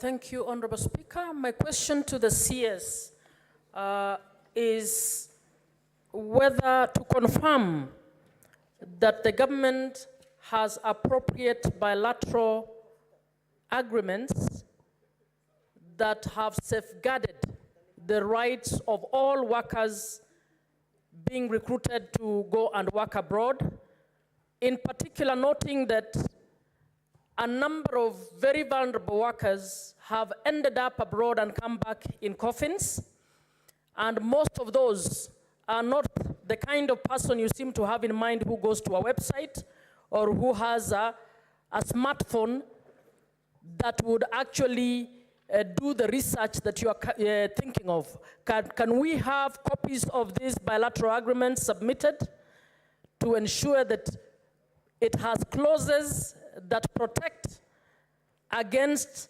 malpractices, including retainment of passports of workers who go abroad, including retention of their salaries for months on end in the name of paying for their air tickets and paying for the agency fees? I would want to see how the government has protected. And finally, Mr. Speaker, I want to know whether the ministry has set aside a budget to actually sensitize those who cannot access websites and the lot that I'm speaking about by discussing these issues on radios, listing the genuine and the not genuine agents in order for the ordinary, desperate girl in the far-flung village in Dori who wants to go and work in Saudi Arabia is able to know that they are being conned. Okay, yes. Thank you, Madam Senator, for that brilliant question. It's a very, very good question. One of the things that we are doing, and the reforms that I'm bringing that we'll be announcing tomorrow, is a new way of training.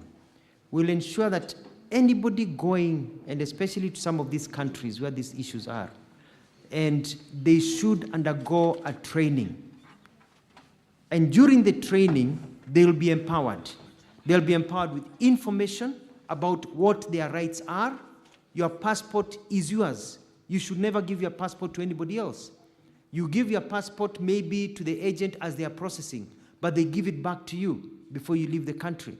Nobody should hold your passport. Nobody should hold your documents. We are going to empower them on how to get in touch with Kenyan government officials, of how to protect for their rights so that they're empowered. I'm going to ensure that the system is streamlined, that before anybody leaves our country to go get a job, they know they can count on this country.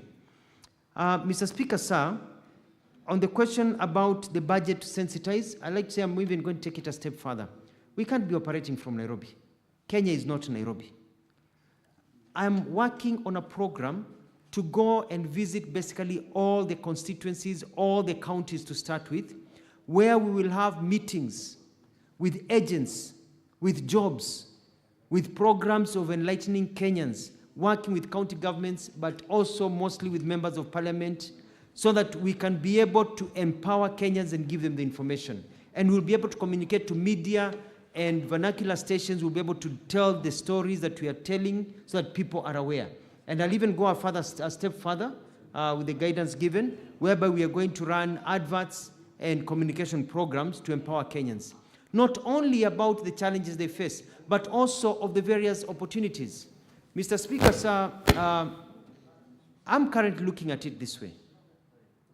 When I was on our way back from Germany, I met a number of Kenyans at an airport in the Middle East, and they were working, security guards, others were working in hospitality. Then when I was there, I met a Kenyan who was coming back, said he works in that country as an engineer. So the jobs you're talking about are not just the household jobs that people talk about. We are talking about a data bank of hundreds of thousands of jobs that we want to accumulate for people who are journalists, for doctors, nurses. We have a demand for nurses, but we realize that nurses don't even know that they are needed, and we are working on all this. There's a question I want to, Mr. Speaker, to reply, and that is the issue of depositing all our agreements. I'm going to ensure that this House has all those labor agreements so that you can also be able to scrutinize them. We are going a step further in our agreements. We are trying to ensure that our qualifications match those qualifications of those countries so that they don't have to go and retrain again, so that our job our qualifications are accepted automatically.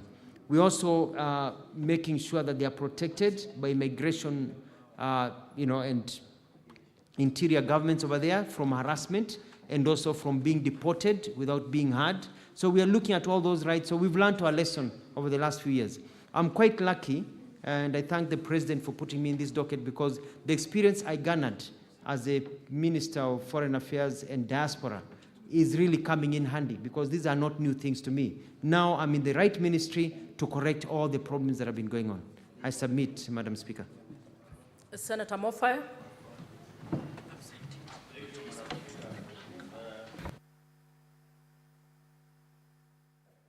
The mic is defective.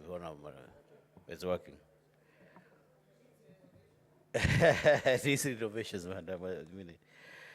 Madam Speaker, I want to revisit the very first question that the CS was interrogating, and I want to know what is his ministry doing to make sure that the physically challenged people, in some cultures, Honorable Madam Speaker, these people face some cultural stigma, such that they don't even come out to register for benefits, maybe in the government.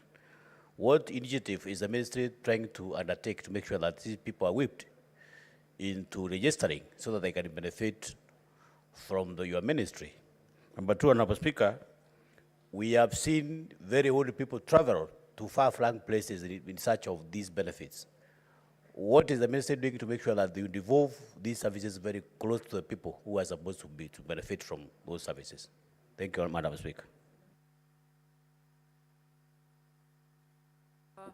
CS, you can respond. Thank you very much, Madam Speaker. I think our Honourable Senator came a bit just got in. We've already tackled this issue, and I'll repeat myself. We talked about the physically challenged and how we are bringing them all aboard and how their families, and we've got teams on the ground. And I requested you that if a member of parliament knows somebody who is not in the system, not only the disabled, but also other vulnerable, children and the aged, to let me know, and we're going to handle. We had a big discussion, lasted quite a while on that issue. On the other one about the far-flung,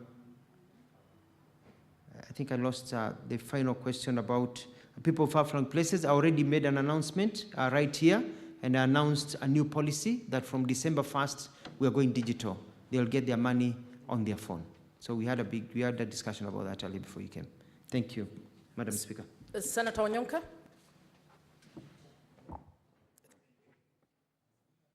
As Senator Onyonka is speaking, I'd request Senator Wafula to come in so that we move on to the next question.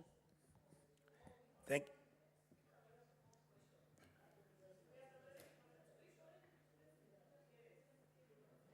Senator Onyonka.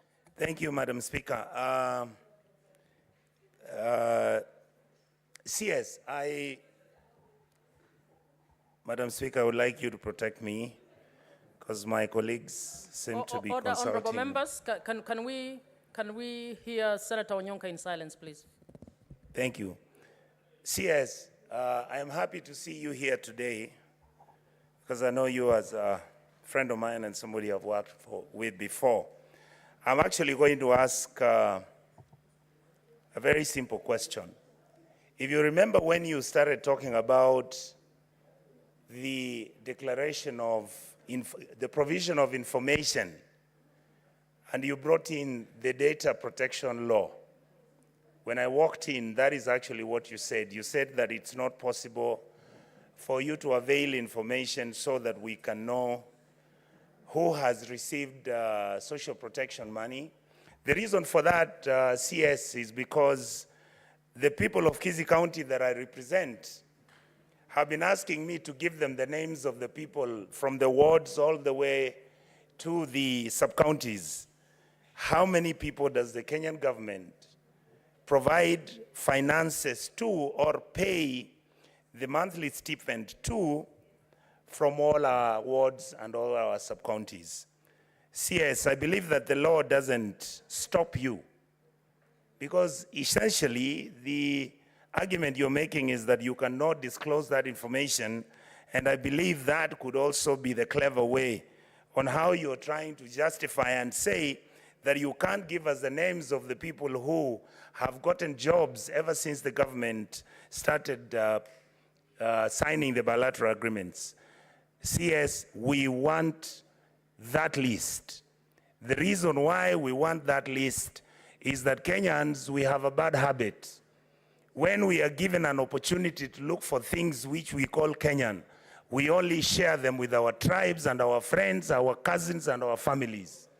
That list is the one which will show the equity, the fairness and the distribution of those jobs that you are giving out there. So the first question I wanted to ask you is, can you please promise this House that you're going to provide that list, and it will be a genuine list, and it will be an honest list? Number two, and Madam Chair, I really got confused because when I came in, there was a wonderful question that Senator Kavindu had raised, and this had to do with the Kenyans because this is a matter she's held personally. The question I wanted to ask the CS is that does he think, and I could suggest that, Your Honorable, you could engage with CS, with the Chief Secretary Musalia. Do you think, or don't you think, that as we sit in this House, that it is actually us as a country, we are busy complaining how the American government has never compensated Kenyans who are injured from the bomb blast which took place. But the reality is, it is our responsibility as leadership in this country to make sure that this House can pronounce itself so that even when the Americans are busy in court trying to figure out this issue, don't you think that as Kenyans we need to compensate our people who died and the people who actually were blown up during that bomb blast which took place in Nairobi? I think, Madam Chair, Madam Speaker, we've been extremely irresponsible and casual the way we handle this matter. And lastly, I want to ask the CS, I hope he can... Honorable Senators, you are actually supposed to ask just one question. Thank you. Yeah, I will stand down, Madam Chair. Thank you so much. CS? Thank you very much, Senator Onyonka, for your questions. In terms of provision of information, we have with us in our offices the payroll. And because it is important, and I totally agree with you, we don't want ghost people being paid. We want people to say, huyu mtu analipwa, atumfahamu ametoka wapi. I have no problem of any individual member of parliament in the National Assembly asking me, can you give me specific information, so that, because I can be able to give you that information, so that you can be able to double check and ensure that those people that have been listed are within your area, so that you can also help me also identify, maybe some have passed away and they're still being paid, others are moved to other counties and they're still being paid under the name of your county, etc., etc. The other question that you asked about, we don't have a problem giving the names of Kenyans who have gone overseas on these jobs. We have the list. So usually what happens that we dispatch them here. Our job is to get them the jobs. They go overseas, then we let diaspora now, because once they get into the plane and cross the Ethiopian border going north or Tanzania border going south, they become a diaspora issue, even as we follow up. But we are now keeping tabs to ensure we know where each Kenyan is and where they work, because any Kenyan who is in distress is important to us. And I can also ask my senior and brother Musalia Mudavadi, PCS, to provide that information. On the issue of our responsibility to also compensate, I think that's an issue that Parliament can engage in and bring it up as an issue, and so that it can also be budgeted for, and with proper research. So it can be budgeted for and money is put aside for that form of compensation by the Kenyan government.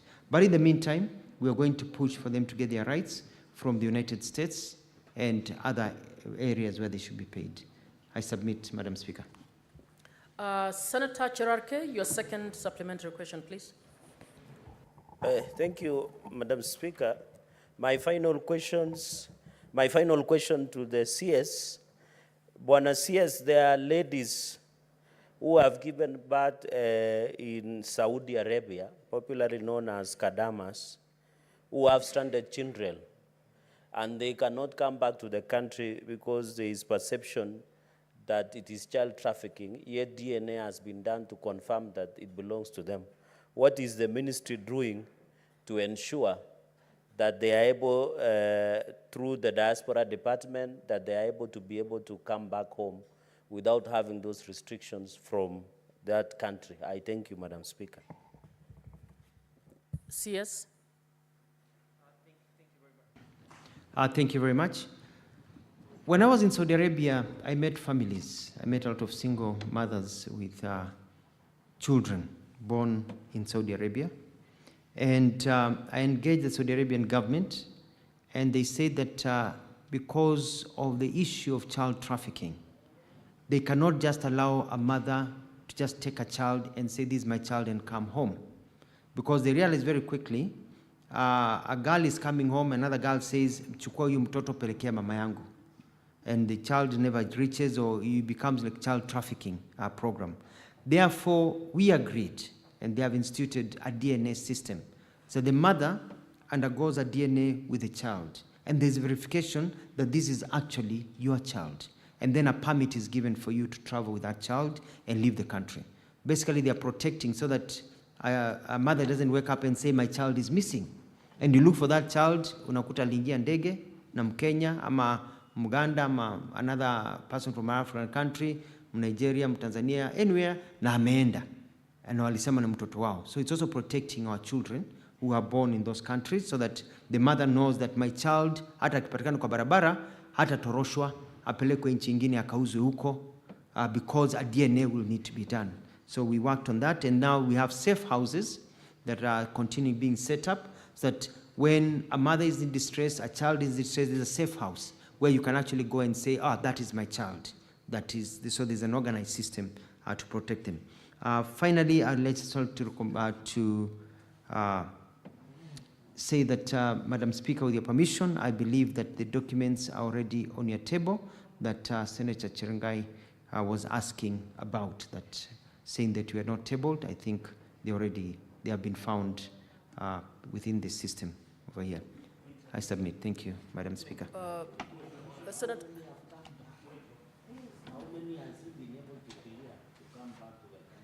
Madam Speaker, if I can answer that question that I overheard, is that... He wants to know how many children have come back. I will, to the country. yes, as I said, that is the forte of the State Department for Diaspora, which is under Honorable Musalia Mudavadi, because they are being processed overseas, and they are the ones with the records from the Ministry of Migration, Overseas and Foreign Affairs, so they'll be in a better place to be able to answer that question. Thank you. Senator Onyonka, no, you can't, no. Was it a point of order or what? On what? Been provided. Senator Onyonka, I don't know how you would have a point of order on a list that we've not even discussed. Please, let's move on. Madam Chair, the list has been tabled. Madam Chair, the list has been given, and that's what I'm saying.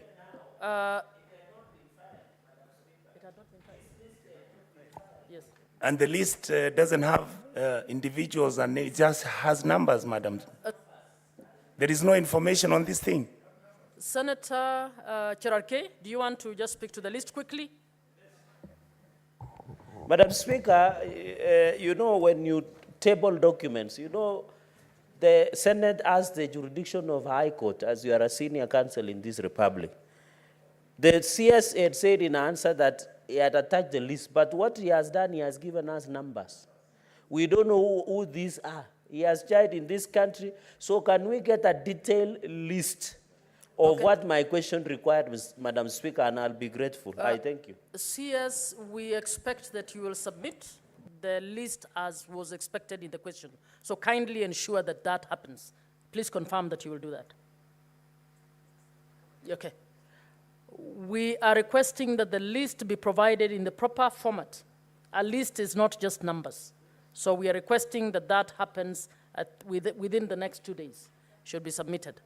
Can we now move on to the CS's next question by Senator Wakoli? Yeah. Senator Halwale. Thank you, Madam Speaker. Madam Speaker, as you'll notice on your list there are a lot of interventions for people who want to ask further supplementary questions. Secondly, you have seen so far the answers provided are not adequate.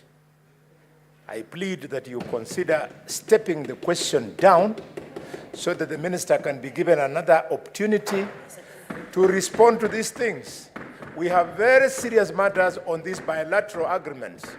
Madam Speaker, Kenyans remember that African tribal chiefs allowed slave trade to thrive, and the reason was the people who are coming for our people wanted labor that was free. This time, they are looking for cheap labor. We want to interrogate these things, Madam Speaker. Senator Halwale, you are prosecuting your point as you are speaking about procedure. There is nothing wrong with the procedure that we have. As Speaker, we manage the time. We have another question, and we have another CS in the waiting room with 8 questions. I beg that we consider that we need to do this. We cannot step down the question and assume that we just continue because of this question. But the next question is actually to the same CS. So you get opportunity in your supplementary to also prosecute the cases you wanted to prosecute, for those who will get the chance. Senator Wakoli, please. Thank you, Honorable Speaker. I have a few questions to put across. One, could the Cabinet Secretary provide a status update on the payment of terminal dues to all former employees of the Pan-African Paper Mills Company Limited in Webuye, who were in employment at the time the company was placed under receivership in March 2009. Can I proceed with the other questions, Honorable Speaker, or one at a time? The questions as you had sent to the Okay. to the Number cabinet secretary, two. please. Could the Cabinet Secretary explain the reasons for the delay in payment as well as the projected timelines for the same? And three, what is the government doing to expedite payment of terminal benefits of the former staff? Thank you, Honorable Speaker. CS. Thank you, Madam Speaker. Thank you, Mheshimiwa Senator David Wakoli, for your question.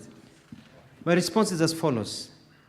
The termination of employment contracts of employees on account of redundancy of this pen paper company happened on 6th of April 2009, during the time the company was under receivership. In 2016, the ownership of the company changed when it was acquired by the Rai Group.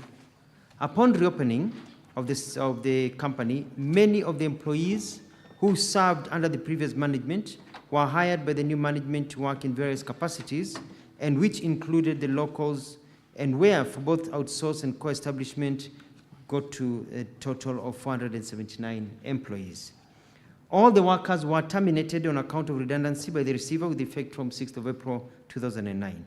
They received payment as provided under Section 311 of the Companies Act 2009 Cap 486, and which constituted full payment of the preferential element of the claims against the company for any arrears of pay, holiday pay, or notice pay.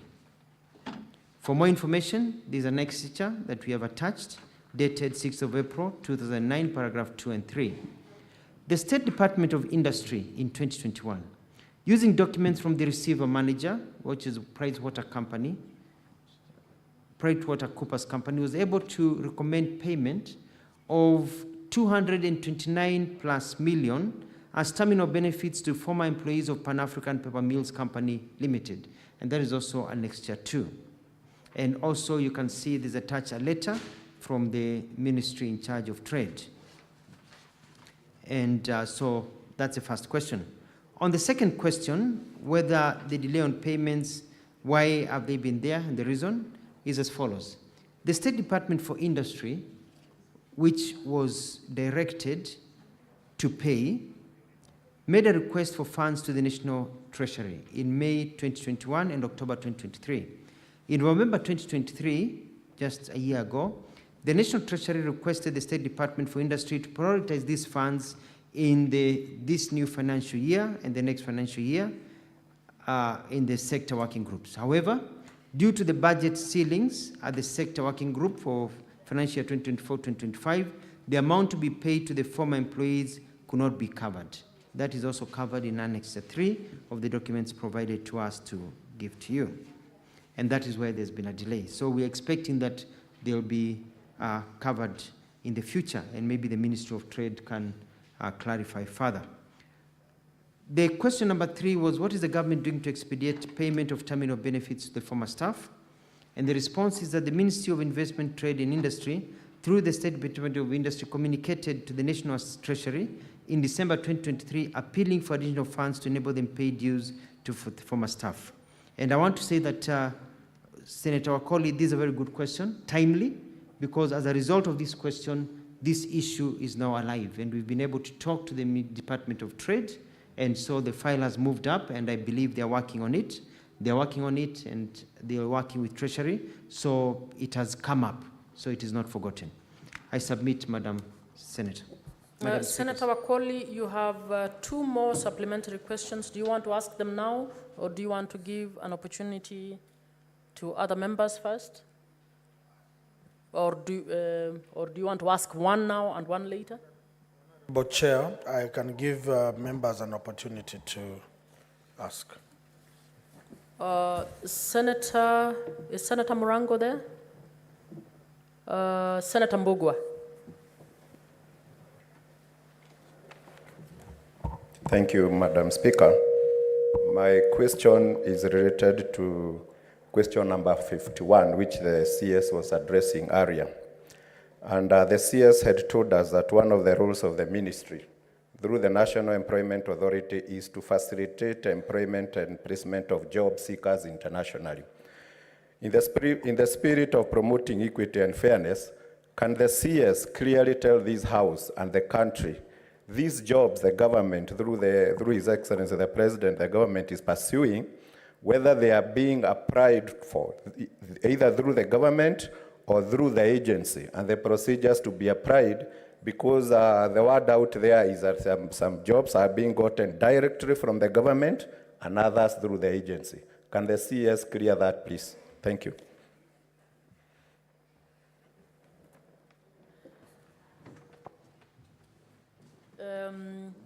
Honorable members, actually the CS is supposed to be answering supplementaries in respect of this other question. I can see members had many questions on the earlier one. So I'll allow a quick response to that. Thank you, Madam Speaker. Just very quickly, and it's also good for the country to know that the system works this way. There are jobs in many countries, but our people cannot work in those countries because we don't have bilateral labor agreement that Kenyans can work in those countries unless they are employed by a company and they go through a process. So the reason we sign BLAs, bilateral labor agreements, is for them to be able to say, okay, out of the jobs that we want people to come and get visas for, we are going to allow Kenyans to be part of that list. So if the jobs are 100,000, so you know Kenyans can compete within those 100,000, others will go to other countries, but now the door has been opened for Kenyans because the door is closed in many places where we can't go because there's no agreement between the countries. Then the jobs are sourced two ways. The main way is that governments in those countries are not the ones employing, it is companies. Companies work with agencies. So a company there will decide, I want to get so many skilled nurses to come and work for my hospital. They normally look for an employment agency there that now comes to source them in Kenya. Or they write to an agency in Kenya and ask them whether the jobs can be, where they can get those jobs. And they get what are called demand. They are called demand letters. We say, we've got 500 nursing opportunities, and it's given to this company. And then the company says to NEA, to us, that we've received this order. That's number one. So normally you let the employment agencies do their work. They're the ones who know how to do the interviewing processes, the identification, the follow-up with the police for documents. That's their work. It's not the job of the government to handhold people. Number two, there are what are called government-to-government job, where the government says, as a government, we want to employ for a government institute Kenyans, and we ask the government to seek. So the Ministry of Labor now runs advertisements and welcomes those who are employing the government agency in that country to come here, and we provide for them, the Kenyans, to be interviewed by them. So that becomes a government-to-government job placement. But those are few and in between. Majority prefer to go through agencies because that's a style that is used all over the world. Thank you, Madam Speaker. Senator Kio.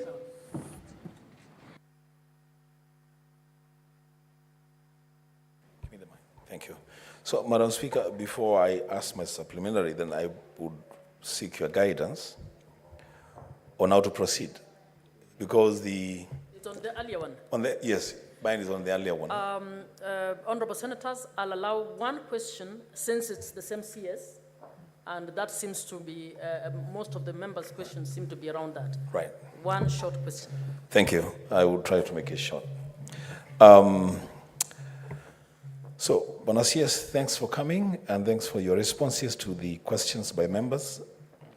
Through you, Madam Speaker, I want to make reference to the response that the CS gave us when we asked about the real numbers and the real people that have benefited from these jobs. Madam Speaker, the caliber of people that are getting these jobs, especially to the Middle East, and I know, Madam Speaker, you must have been at the airport at some point, see the traffic of young people, going to the Middle East for these jobs. The other kind of people that you would refer to the internet, to find out what is required and expected of them. I'm just wondering whether there is no policy document, a government policy document regulating the placement of our young people in jobs outside the country, whether they go there privately or through government arrangements. Isn't there a policy document? In the same manner that a private school in Kenya will be regulated by the same policy that regulates public schools in Kenya. Is there a policy document that regulates the work environment for our people outside this country? I thank you, Madam Speaker. CS. Madam Speaker, job migration has been occurring in our countries from the days of the JF Kennedy airlifts. And Kenyans are free to wake up today, go to internet, and see there's an aeronautical job for an engineer at NASA and apply while they're in Kenya. And they are interviewed and they get the job and they're able to leave and go outside the country to work. Normally, we ask Kenyans to let us know when they go overseas, they go as diaspora. Some go to work, others go as students, finish studying, and they work. We cannot start telling Kenyans that you have to tell us exactly where you are going every time you go to the airport and demanding invasion of their rights. Well, that is true, though. I think that, and I agree with a good senator from Kitui, that it is important to have a good policy. And this policy has to be anchored in law. Currently, we have a labor migration bill that is alive, and it is in the last stages. And within the bill, there are regulations and directions of how we need to handle people going overseas to work. The sourcing of the jobs, the creation of a data bank so that we know as they go overseas and everything that is being done. I have gone a step further with the National Employment Agency.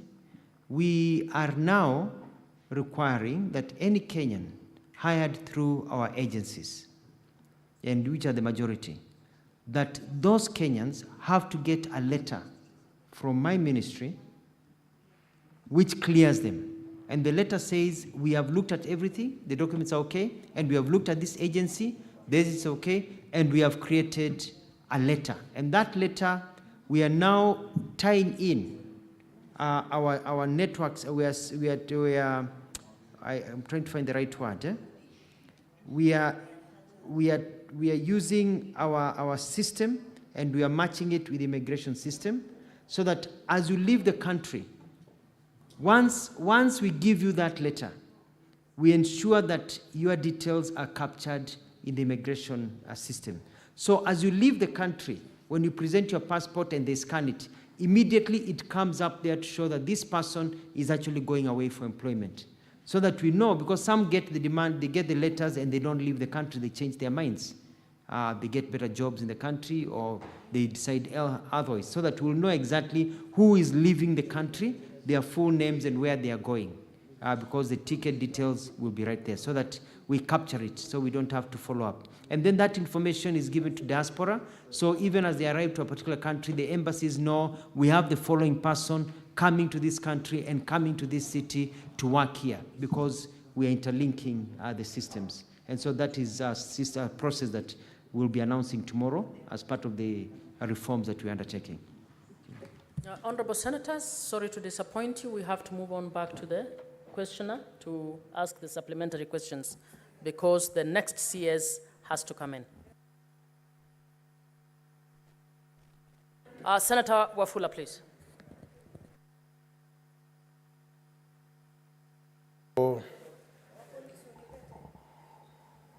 Honorable Speaker, I think people are misbehaving in the House, Honorable Speaker.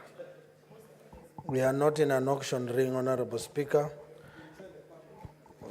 Chwele especially. I want to ask my good sister to say something.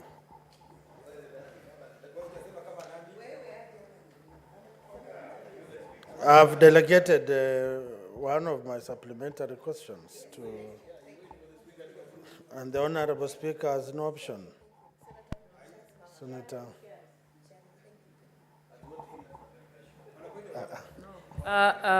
Honorable Wafula, you Yes. ask your questions or you sit down if you're done. Now I'm Thank you very asking, much. I've disallowed the delegation. Honorable Speaker, maybe my question to my good CS, probably through your indulgence, since this matter has taken a long time, I will recommend that we can organize through your office and the State Department for Industry, the one in charge, to have a clear roadmap on how we can clearly handle this matter and set these people free. Thank you. CS? Thank you very much, and I do agree with the Honorable Senator David Wakoli. It's important, and I want to give my undertaking that as soon as I get back to the office, I will write a letter to the Minister in charge of Trade and Investment, and will make a copy available to you for follow-up, urging that we put together a team to fast-track and be able to monitor these issues. Otherwise, they can fall on the side. I want to thank you, Madam Speaker. Thank you so much, CS Labor and Social Services, for staying with us long in this session. I'd like the CS can now be escorted out, and you can invite the CS for Roads and Transport to come in. Thank you.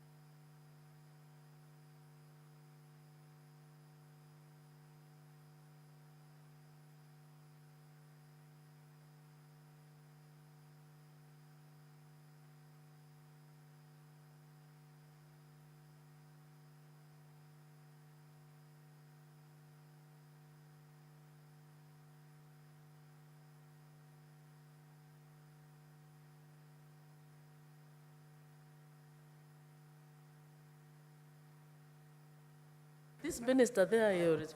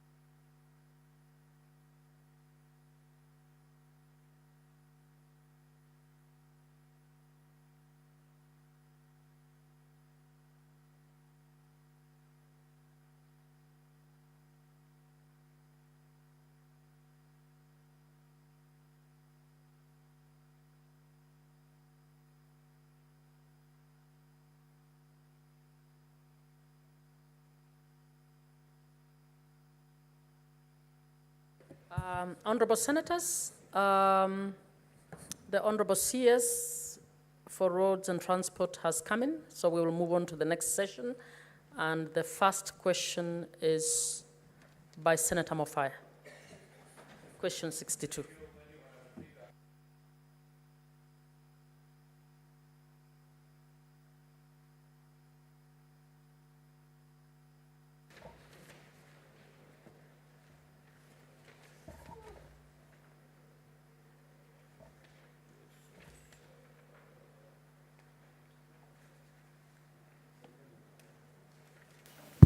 I have the question, Madam Speaker. That is question number 62, whereby I'm seeking from the Cabinet Secretary to know the status update of the payment of compensation to owners of the parcels of land acquired for construction of the St. Mary Kinoro Yanchuku Bogor Road in Tharaka Nithi County. Why has there been a delay in compensating some of the landowners, and could the Cabinet Secretary state when the affected landowners will be paid?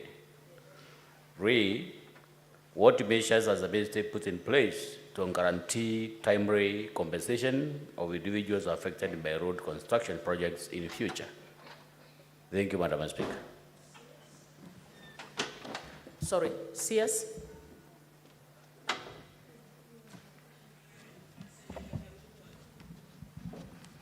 Thank you, Honorable Chair, honorable members. Happy to be here this morning, or this afternoon, still morning, to continue providing responses to the various questions. Honorable Chair, I appear before Senate this morning to respond to 7 questions, and I would like to request, even as I respond to the specific question by Senator Mwenda, to give a background on an overarching challenge which will kind of touch on all the 7 questions, and then I will specifically respond to the question by Mofaya, Senator. Honorable Speaker, I know that all the 7 questions for which we have prepared responses today relate to roads and touch on finances for roads. With your permission, Mr. Speaker, I would request to share important... Just hold on, the technical team, what's happening with the mic?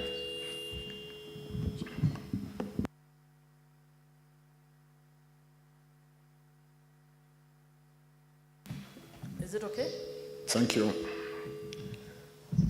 So, Honorable Speaker, I would wish to request to share important cross-cutting information affecting the road subsector. The information will likely be useful during follow-up discussion and questions, which may, again, we seem to... Technical team, what's happening? Why do we have an echo?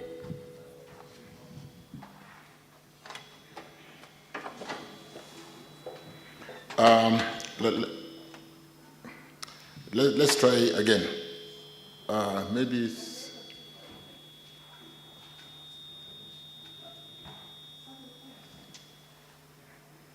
are we okay now? A technical team, are you doing something about this? Are we okay now?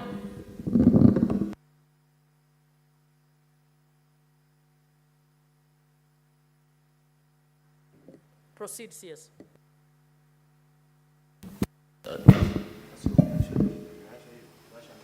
So, Honorable Speaker, sorry about that. I was saying I would like to request to really share some The echo is still there. Sergeant at Arms, please. Can we do?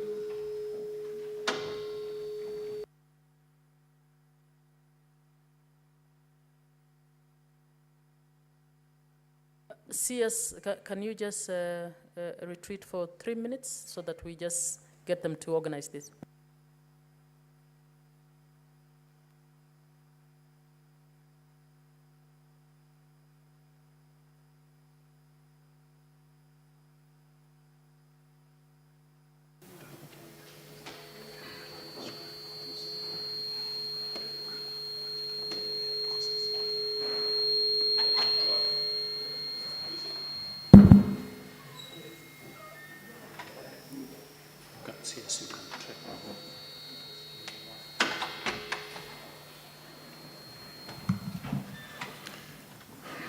Thank you.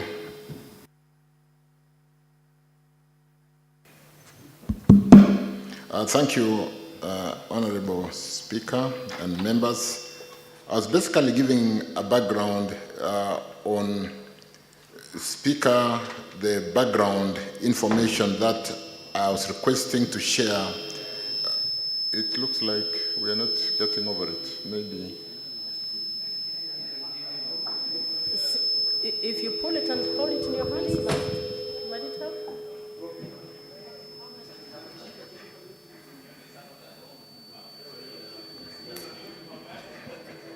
CS, please take your seat. We'll try and sort it out.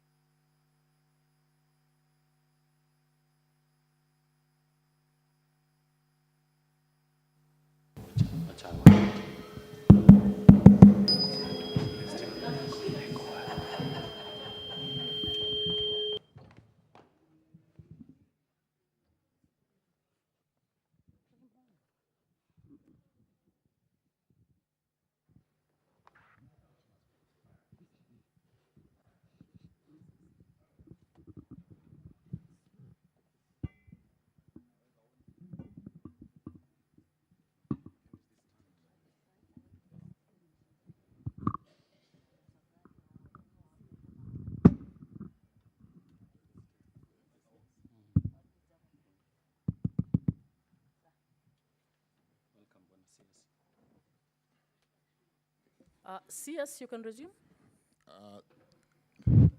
Thank you for, and sorry about that.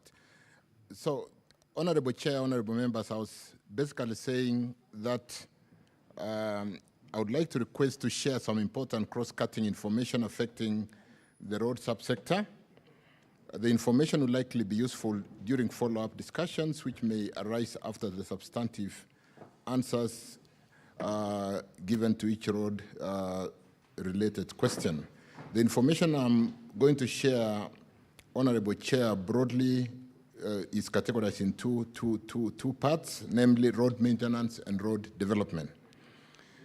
Allow me, Chair, Honorable Members, to start with road maintenance. The total value of public roads assets countrywide has been established by the Road Subsector Investment Program 2023. Honorable Senator, Honorable CS, just procedurally, are you responding to all the questions, or do you want to respond to the question of the senator that has asked the question?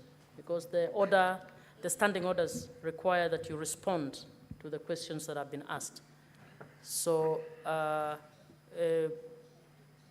appreciate what you're speaking about in terms of the general terms, but you want to make reference to say if you want to respond to issues in this, the other question, I think it will be good to have those senators here so that we make reference to that. But the standing orders require that you respond to each question as asked by the senator.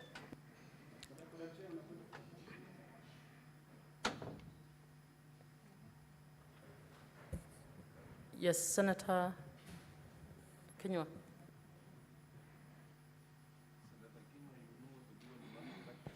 Thank you, Madam Speaker. I raised because I had heard, like the CS said, he was laying foundation so that he can answer the question, and I was following. So I wanted maybe if we can get the generally, because all questions are related, what I heard him say. Senator Kinyua, you will let the Speaker guide on this session. So procedurally, the standing orders require that the CS will respond to each question as raised by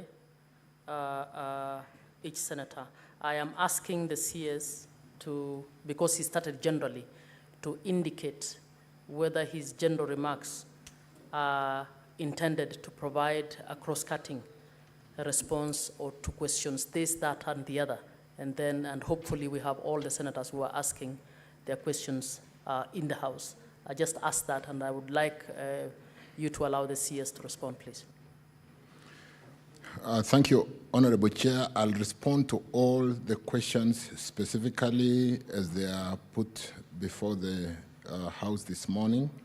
So I'll be responding to each question specifically. I was giving background cross-cutting information so that I may not have to repeat every time for all the questions. So what we are getting is that on broad information, the CS is responding by first giving the general information that will inform all questions. So I will allow that. And then you will move on to the specific question by Senator Moffat. Thank you, Chair. So as basically putting the fundamentals that the total value of the public road asset countrywide has been established by the Road Sector Investment Program 2023-2027 to be at 4 trillion Kenya shillings today, making it one of the biggest public investments in Kenya. This massive investment, Chair, honorable members, in the road sector asset, which has been built up painstakingly over the years, has been diligently maintained, protected, and preserved to ensure it preserves the citizens well, or it serves the citizens well while achieving maximum service life, return on investment, and value for money. The Road Maintenance Levy Fund was established in 1993 to provide sustainable resource for the required road maintenance and has since been adjusted from time to time in accordance with needs. The last adjustment was in 2016, the year 2016, 8 years ago, when the fuel levy was set at 18 shillings per litre. However, by 2024, an unsustainably large financing gap had emerged between the cost of essential road maintenance and the resource collected from the levy, from the 18 shillings levy. By way of example, Honorable Chair, members, from the 2024-25 financial year, the cost of essential road maintenance activities for national roads is Kenya shillings 157 billion. That is what we need annually. However, the anticipated fuel levy collection for the same financial year was only 79 billion, leaving a deficit of 78 billion Kenya shillings. The causes and drivers of this maintenance fund cap are grouped for convenience into 3 categories, namely changes in the road network in terms of length, macroeconomics factors, maintenance needs of the road network. Allow me to briefly describe each of the causes in a little more detail. The contributions to the financing gap which are related to the changes in the road network include increase in the total road network length from 161,000 kilometers in 2016 to about 239,000 in 2024. Growth in the length of paved road network by 47% between 2016 and 24, with 25,000 kilometers paved as of 2024. An aging road network, the existence of a large backlog in road maintenance, including on-Kera paved roads which have lacked earmarked maintenance funding and are therefore referred, as you have heard many times, as orphaned roads. Increased urbanization and the need for more maintenance in the urban environment, increased traffic growth, and the climate change that we have all witnessed in the various El Ninos and droughts. The contributors to the financing gap, which are related to macroeconomic factors, include stagnation of the road maintenance levy, like I've mentioned, at 18 shillings for the last 8 years, decline of road maintenance levy due to real-time value or due to inflation, and we don't have the inflationary build-up, rising cost of road works over the time due to inflation. The contributor to the financing gap, Honorable Members, Chair, which is related to the maintenance need of the road network, includes anticipated adverse trends in the roughness indices for the road network if the available resources for maintenance do not increase.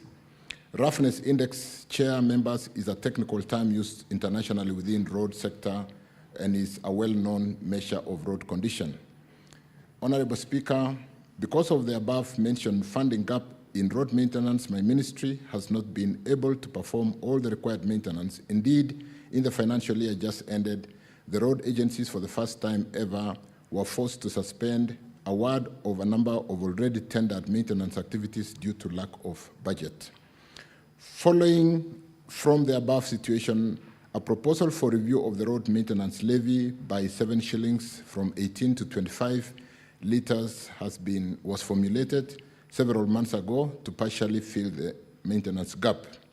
On Monday, 8th July 2024, public participation was held countrywide to discuss the proposal for review of the fuel levy, and from the views received, 2 themes stood out. Firstly, many Kenyans were worried that an increase in the levy might result in a rise in the cost of living. Secondly, most Kenyans expected and indeed require that the significant gains made in the condition and extent of the road network at great cost to Kenyans should not be allowed to fall into a state of disrepair and dilapidation for want of timely maintenance and resources. Honorable Speaker, this feedback from public participation was received more so in the context of recent events. The ministry was able to revert and consult intensively and subsequently came up with a way forward that closely reflected the will and well-being of the people, including their wish to be served by a properly functioning road network without increasing pump price for fuel and driving up the cost of living. Honorable Speaker, I would not be exaggerating to say that the recent adjustment in the fuel levy rates was a critical, vital, and urgent step without which the heavy investment of recent years in building new roads would ultimately prove to be largely in vain. As part of the drive to secure adequate road maintenance resources and direct them towards where they are most needed, the ministry, through the appropriate channels and procedures, will be proposing consideration of a legislative adjustment so that a certain portion of the fuel levy, which is earmarked for rural roads, can be ring-fenced and directly prioritized by KERA for maintenance and maintenance of paved and other connector rural roads. We believe, honorable members, that the proposed refinement to the management of road maintenance fund for rural roads should it find favor and approval through the relevant procedures will be the key to a material improvement in the maintenance of particularly paved rural roads.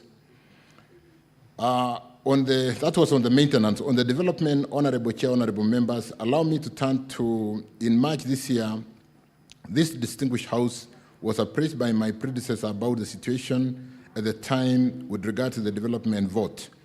It was reported that the pending bills on various projects as at 31st December 2023 was at 162 billion Kenya shillings.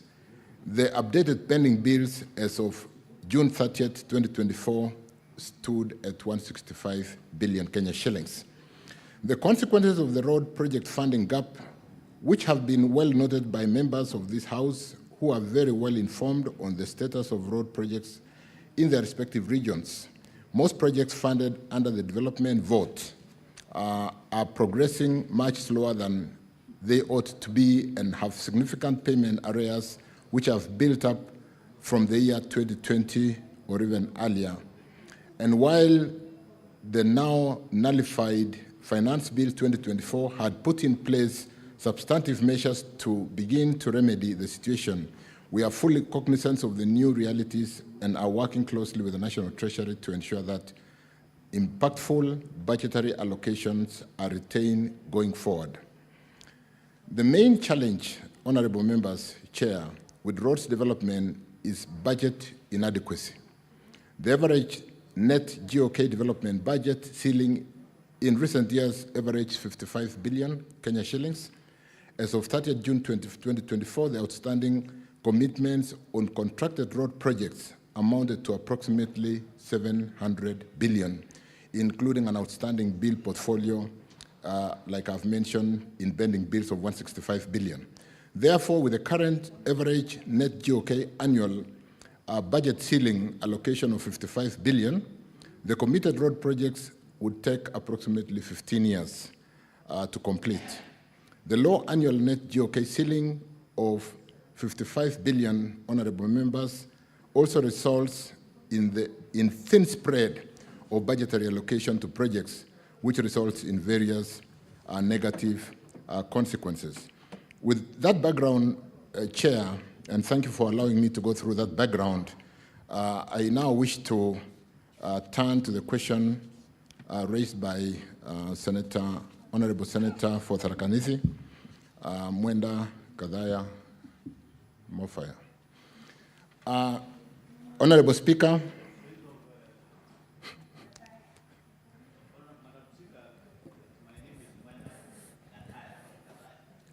Gataya. Mofaya. Thank you for that clarification. Proceed, Chair. yes. Let me beg to respond. The total award for the compensation of the owners of the parcels of land acquired for construction of this particular road, St. Mary's, Kinoro, Kianjuku, Bogori Road, was 115 million Kenya shillings, 115 to be more specific, 662,835. The Kenya Rural Road Authority, KERA, received 28,999,599 from the National Treasury and dispersed the money to the National Land Commission on 12th October 2023, and we should, Speaker, that amount, the 28.9 million received for this specific road project, was paid out on a priority basis starting from kilometer 0, where the road starts, which explains why some landowners have not been compensated while others have. However, the remaining balance of 86.6 million will be paid to the remaining landowners as soon as the funds are received from the National Treasury. Cognizance of my background statement, Honorable Chair, Honorable Members, will work closely with the National Treasury to ensure that budgetary provision and cash flow releases for the budget already, the budget ceiling already provided, as soon as provided, we should be able to continue the compensation. The Ministry will coordinate closely, like I've just said, with the National Land Commission to submit timely data of project-affected persons to the National Treasury to enable the planning of budgeted amounts for that compensation. Honorable Chair, Honorable Members, thank you. Is there a senator who has a specific follow-up question on the specific questions asked by Senator Mofaya? If not, I would request that Senator Mofaya, you ask your supplementary questions to your question. You know, I have listened to the background, which has been prosecuted by the CS. And that background has been with us for quite some time. And I think, Madam Speaker, you know that when funds will be available, it's a very common phrase in the government circles. Madam Speaker, those people have waited for decades. So people lost their land. You know, there have been promises over promises that money will be available at this particular time.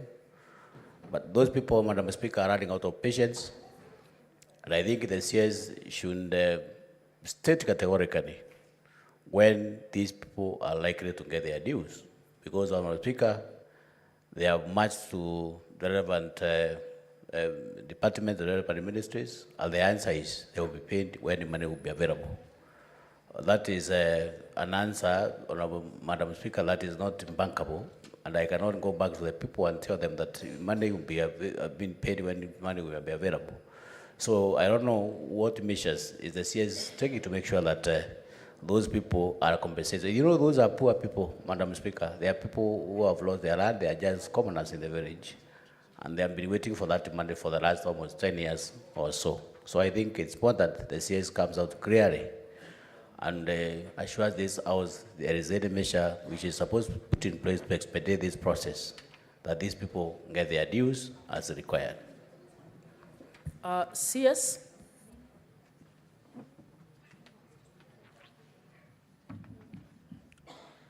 Thank you for the supplementary question, Speaker, Honorable Speaker.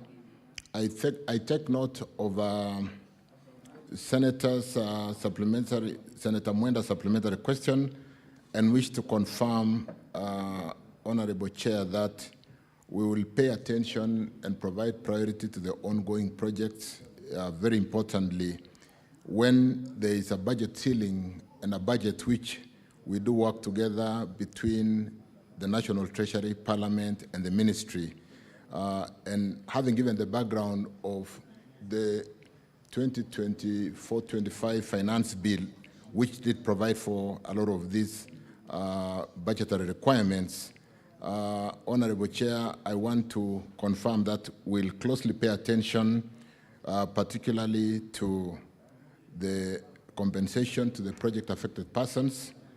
I did give the background on the 7 shillings road maintenance levy additional funds, which we are working on a framework of ensuring that we deploy that prudently to be able to address some of these challenges, and particularly the project-affected persons, because even if we were to put it to start the construction of the road and the project-affected persons on the corridor have not been compensated, it is all in vain.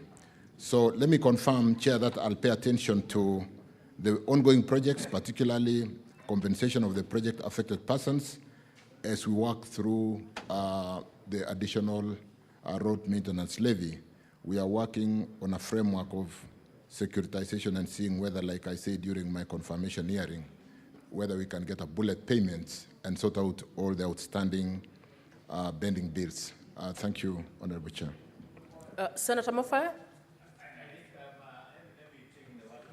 Seriously, I hope now that he's trying to run the ropes in the ministry, then I'm going to take his one seriously. Maybe in the next 3 months or so, I think I'm going to remind him. Actually, I will be visiting in office soon to make sure that those people are compensated, because it's a matter that has been in this out for almost 2 years now, right? And those people have been waiting, trying to see when their money is likely to be paid. So, Madam Speaker, the CS will be reminding you now and then to make sure that those people get their money. Thank you, Madam Speaker.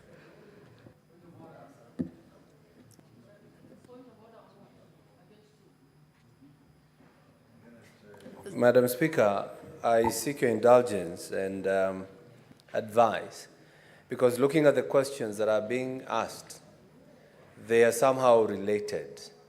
So instead of asking supplementary question on each question, maybe if you allow those who are listed here to ask all the questions, then later on we can come in with supplementary questions. Because I can see what Senator Gatai has asked is almost the same thing Senator Boni Kalwale will ask.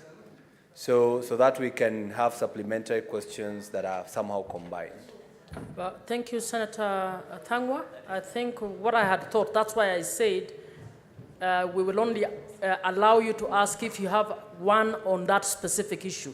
But what I'd like us to do is go through the questions, and then we will allow the rest of the members to ask the questions they have to the CS. So Senator Khalwale.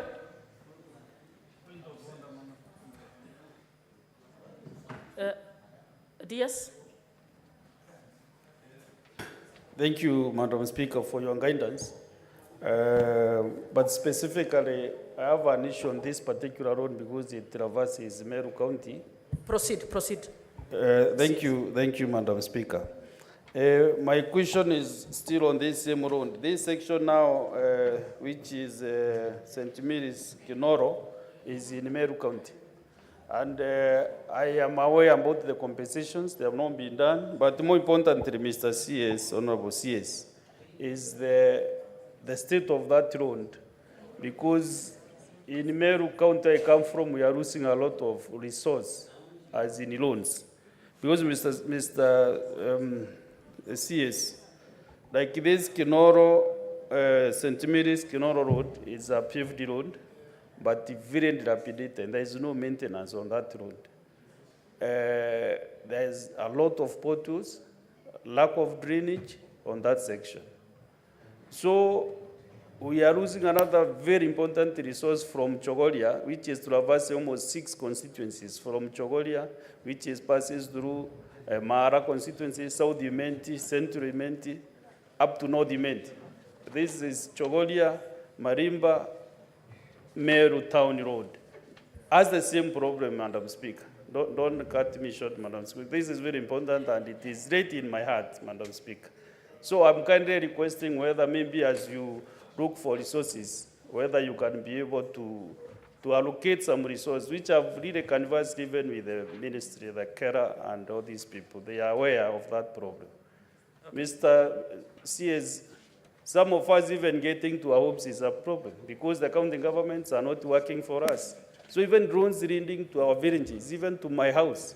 I want to declare that 2 weeks ago, I paid some people, iron and grinder, to do my road.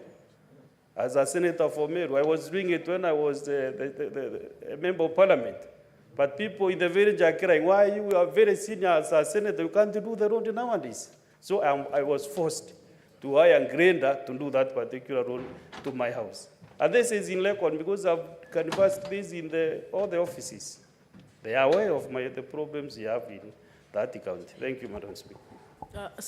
CS, I suggest you note that down. Once we finish the other questions, ensure to respond to Senator Kathuri's question. Senator Khalwale, are you ready?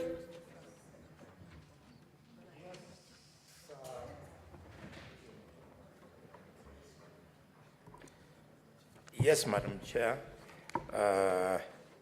Madam Chair, I rise to ask question number 65 on the order paper, that A, could the Cabinet Secretary provide a list of landowners who granted way leave for the upgrading to bitumen standard of the Shikalagala-Butere Road and indicate the respective amounts due as compensation to each? B, why has the government not yet paid out compensation to the said individuals years after the project was completed, and could the Cabinet Secretary indicate the timelines for the same? CS. Thank you, Honorable Chair. Let me go straight to the responses of those 2 questions. I wish, Chair, honorable members, to state that a total of 326 landowners were listed for acquisition under the Gazette notice I have listed in the response number 10918 of 22nd December 2020 for the project of upgrading the Sigalagala Musoli Sabatia Butere Road to bitumen standard. The notice detailed the individual identified persons or affected persons by the project and the indicative acreage size for acquisition, a copy of the Gazette notice which we attached in the response. The National Land Commission, Honorable Chair, which is mandated to determine individual entitlements in respect of land acquisition, is yet to issue the schedule of awards for this project. But Honorable Chair, the time lapse is big. Allow me to go back and find out why the National Land Commission has not responded to date, and then be able to follow up, because December 2020, from the time we gazetted to date, is really a long time. On the second question, as a ministry, we empathize with the project-affected persons following the inordinate delay in processing their compensation. The delay is due to the extended duration required to process the matter in consultation with NLC. Honorable Chair, the ministry through KERA has been in constant communication with NLC on this matter. This began with the gazettement of the affected parcel via the Gazette notice of 7 July 2017, number 6472, followed by a Gazette notice number 10918, which I did mention on the first question, of 22nd December 2020, which published the corrections to the first notice and indicated dates for conducting inquiries by NLC.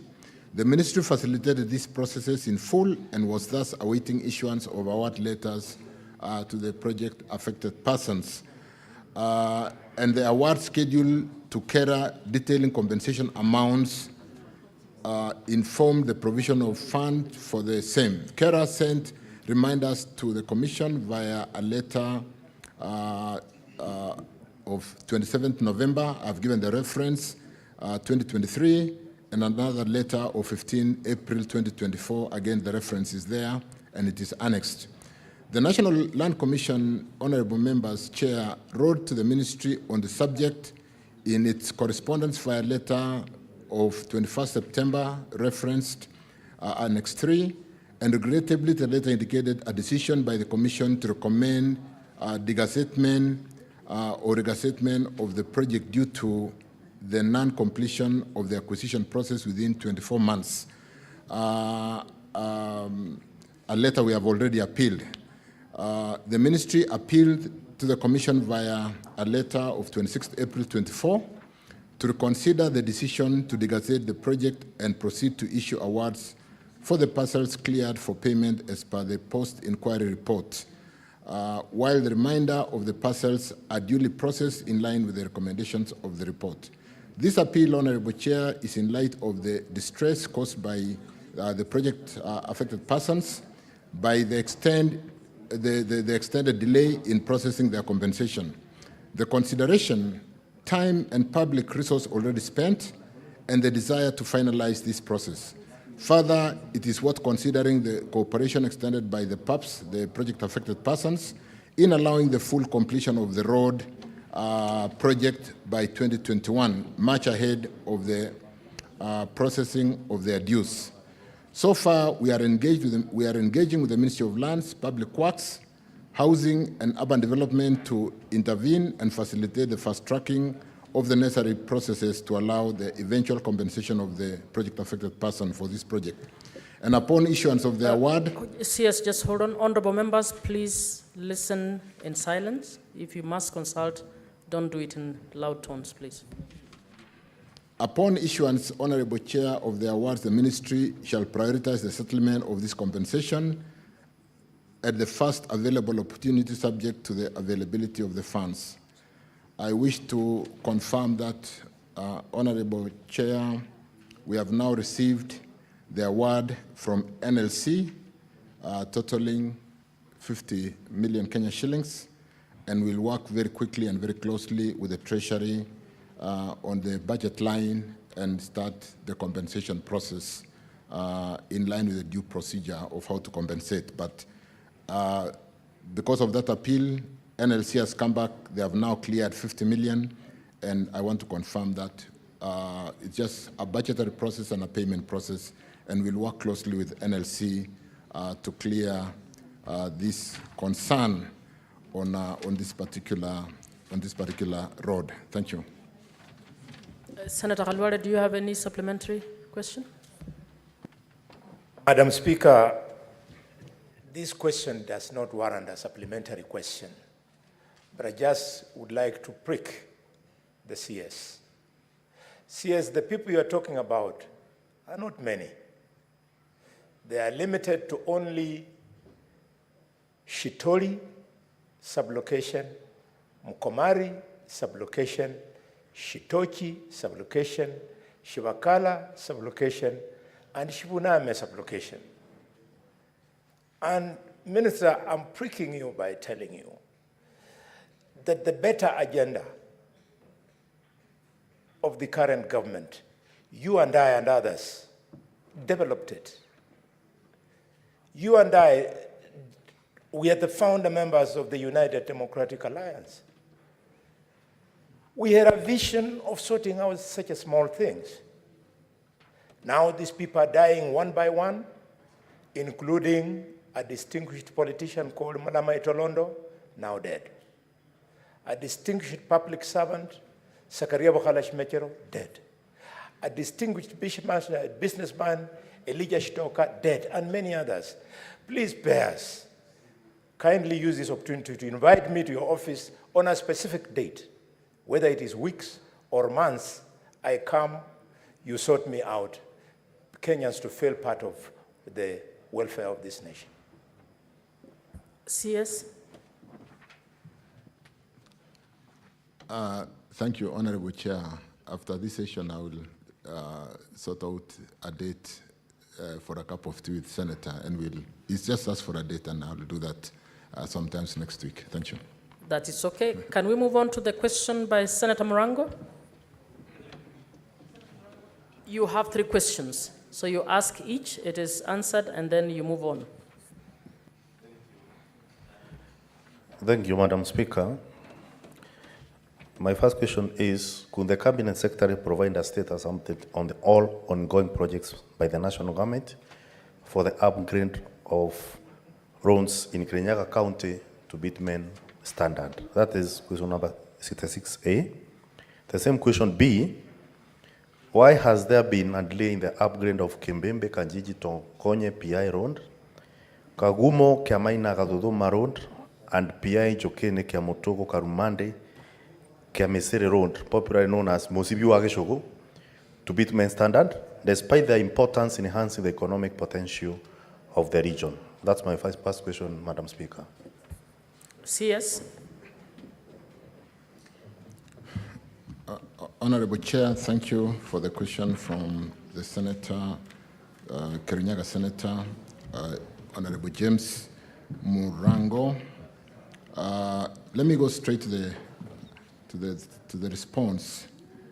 The following, the 2 projects are being implemented by the agency in the ministry are annexed in my response.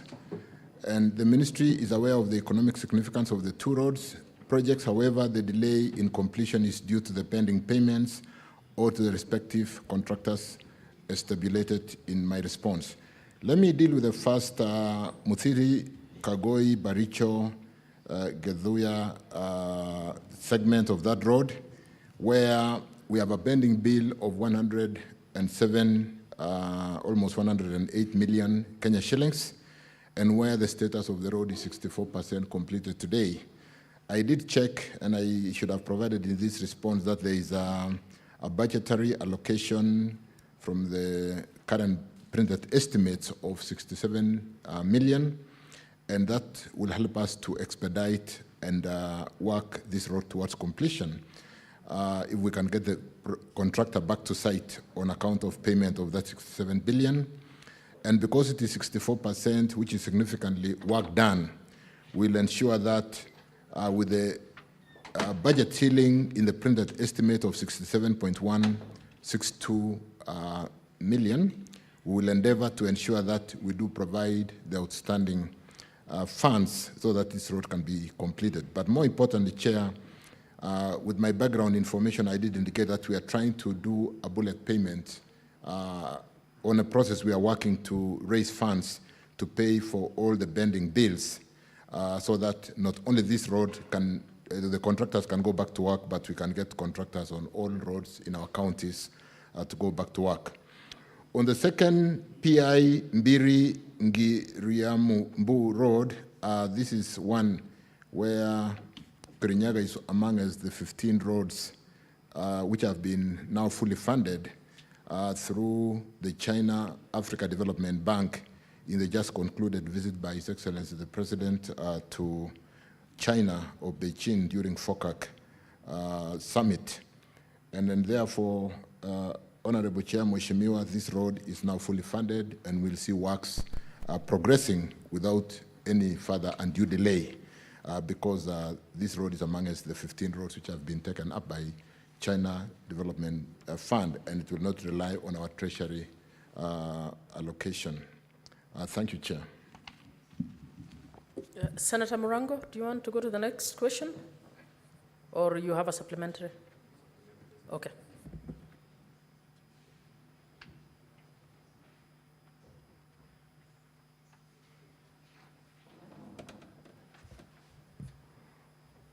Asante sana Mr. Speaker. Ningetaka kuuliza waziri kama bajeti iliyoko ambayo amesema tayari kuna mgao wa kuweza kumaliza hizi barabara, kwamba hizi barabara namuuliza kama ndio katika ile bajeti ambayo iko ya bilioni 17 hizi barabara zimewekwa katika orodha ambazo zitakuwa zikilipiwa ili ziweze kuendelea. Hiyo ndio swali langu la ziada, Mr. Speaker. Order, Senator Morango, you will determine whether you want to ask your questions in English or in Kiswahili. That's a supplementary question. Yes, that is the rule of the House. Thank you, Mr. Speaker. Madam Speaker, it's not a problem. I was just wanting to ask the CS whether these loans are covered in the 7 billion budget which is there for the loans, so that I can tell the people of Kirinyaga that this road will continue and they will be complete. And thank you, Madam Speaker. CS.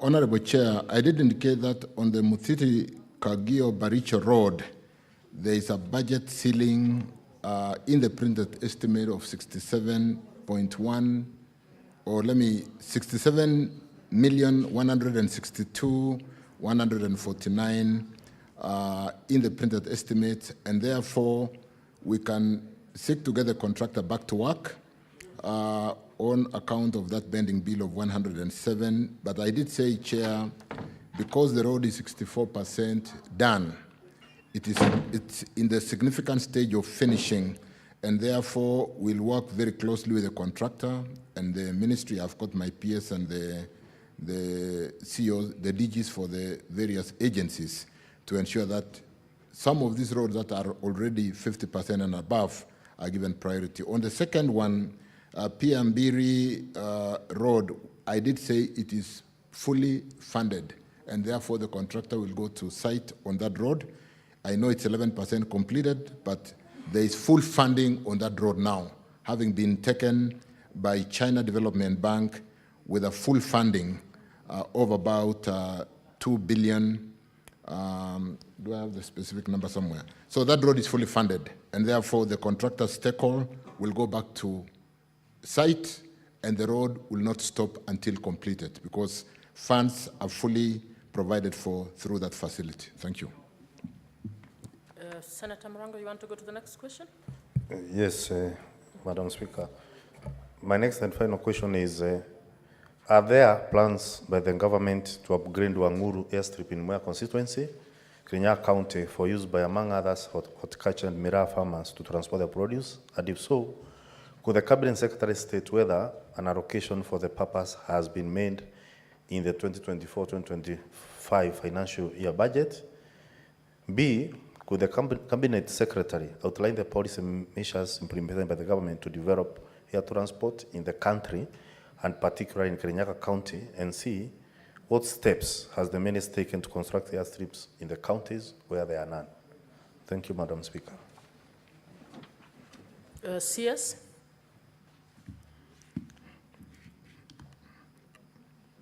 Honorable Chair, Wanguru Thiba Airstrip is a Code C aerodrome capable of handling aircrafts with passenger capacity of 13 and has 2 runways. We'll recall that this is the airstrip that was used during the national celebrations last year. 2 runways, 12/30 and 07/25, measuring 790 by 18 meters and 670 by 18 meters, respectively. The airstrip, Honorable Chair, Honorable Members, has an area of approximately 21.4 acres and is registered as parcel number Mwea Tebere B/139. Honorable Members, albeit that this facility is not within the management of Kenya Airports Authority, its upgrade to accommodate commercial flight has been planned in 3 phases, as highlighted in my response. With the first phase, Senator Gerard K, please. With the first phase having been completed by the authority at a cost of 49.9 million, it commenced on 27th September 2021 and was completed on 16 December 2021. The works involved site clearance, topsoil stripping, earthworks involving runway excavation, drainage works, and all the works including cutting of tall trees, relocation of overhead Kenya power lines on the final approach of the runway, and preliminary items for mobilization. That phase has been completed at a cost of 49.9 million. The second phase, which is proposed, and we'll pay attention to this, will involve cement stabilization on the gravel base layer using some of those high-capacity cements for the 2.5 N or provision and placement of 35mm asphalt concrete type 1 on the runway and all the associated work, including drainage work, construction of line drainage using invert block drainage with side slabs or stone pitching on the sides. And the phase 3, Honorable Chair, members, which is again proposed, will involve acquisition of additional 9.5 acres of land for the construction of the apron, taxiway, car park, terminal building, and offices. It will also involve the construction of apron taxiway and construction of passenger terminal building and offices, car parks, associated wastewater reticulation. The upgrading and rehabilitation works of this facility. Order Senator Gerard K and Professor Ojenda. Please have some respect for the speakers. The upgrading and rehabilitation works, Chair, of this facility will really also be dependent on the allocation of funds, but because we've already started the works, we'll pay attention as a ministry, give priority to make sure that when the limited resources are being shared out, we do allocation to make sure we complete that work. On the next question on air transport is a vital component of our national infrastructure, significantly contributing to economic development, tourism, and regional connectivity.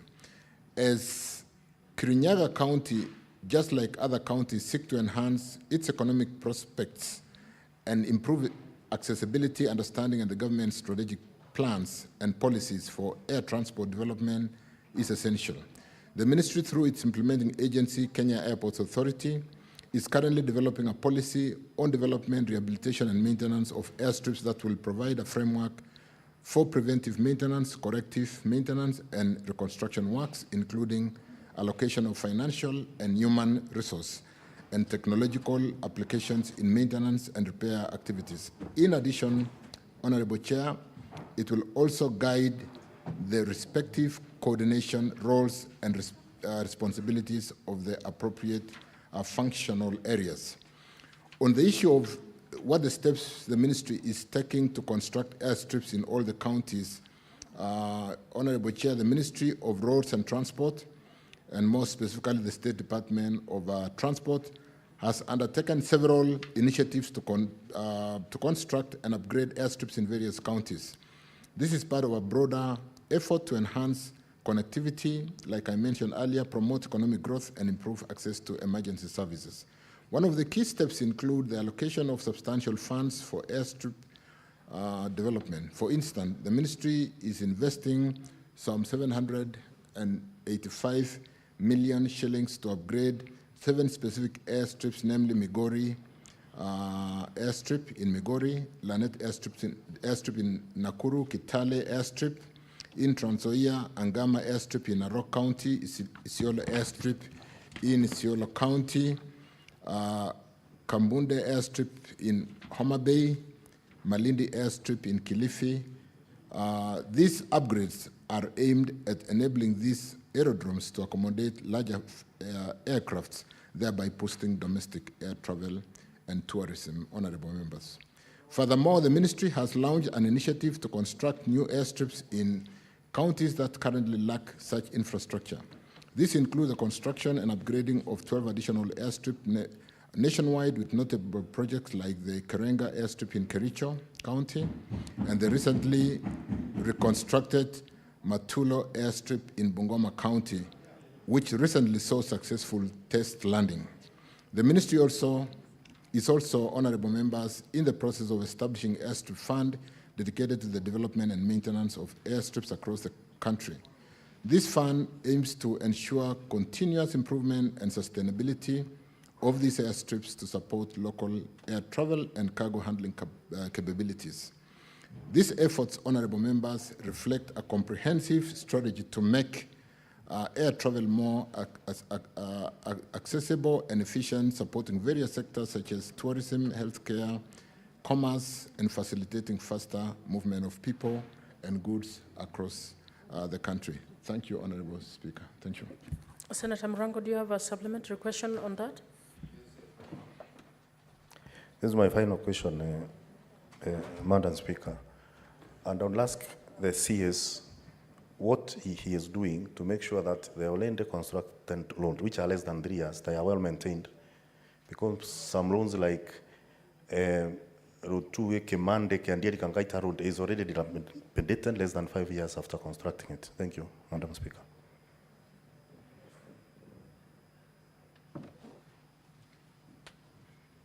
Yes.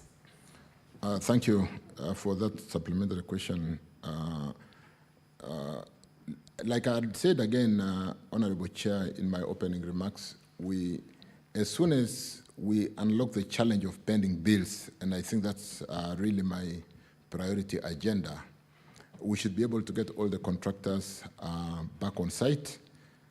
More importantly, the 7 shillings under the Act really should go more into maintenance. Like I said, there are so many orphan roads across the country today, and it appalls upon all of us to ask ourselves, how do we protect the 4 trillion investment that I talked about? Because a stitch in time saves 9. And therefore, let me specifically look at the particular road that has been mentioned by Senator and confirm the kind of scope of maintenance budgetary allocation, but more importantly, look at the bigger picture of ensuring that we do not have any orphan road that does not have allocation for maintenance. Thank you, Honorable Chair. Thank you. Honorable Senators, pursuant to Standing Order 34, I wish to direct that the session be extended by 15 minutes to accommodate the questions. Thank you. We now move on to Senator Tobiko. Your questions, please.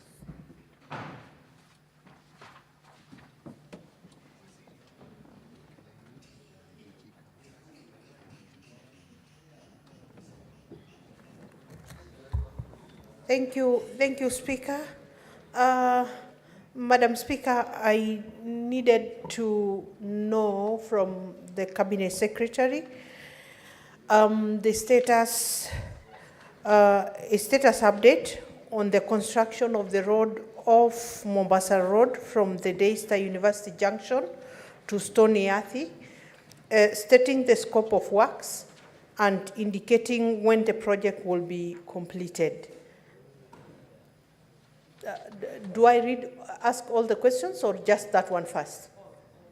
All right. And Madam Speaker, I also needed to know from the Cabinet Secretary to provide a status update on the proposed tarmacking of, or raising to bitumen standards of the illicit Rombo Taveta Road in Loitoktok.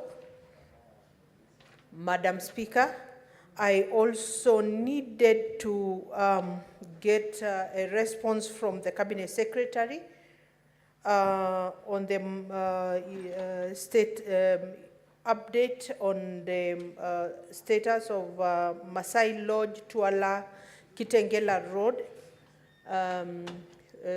in terms of raising to bitumen standards.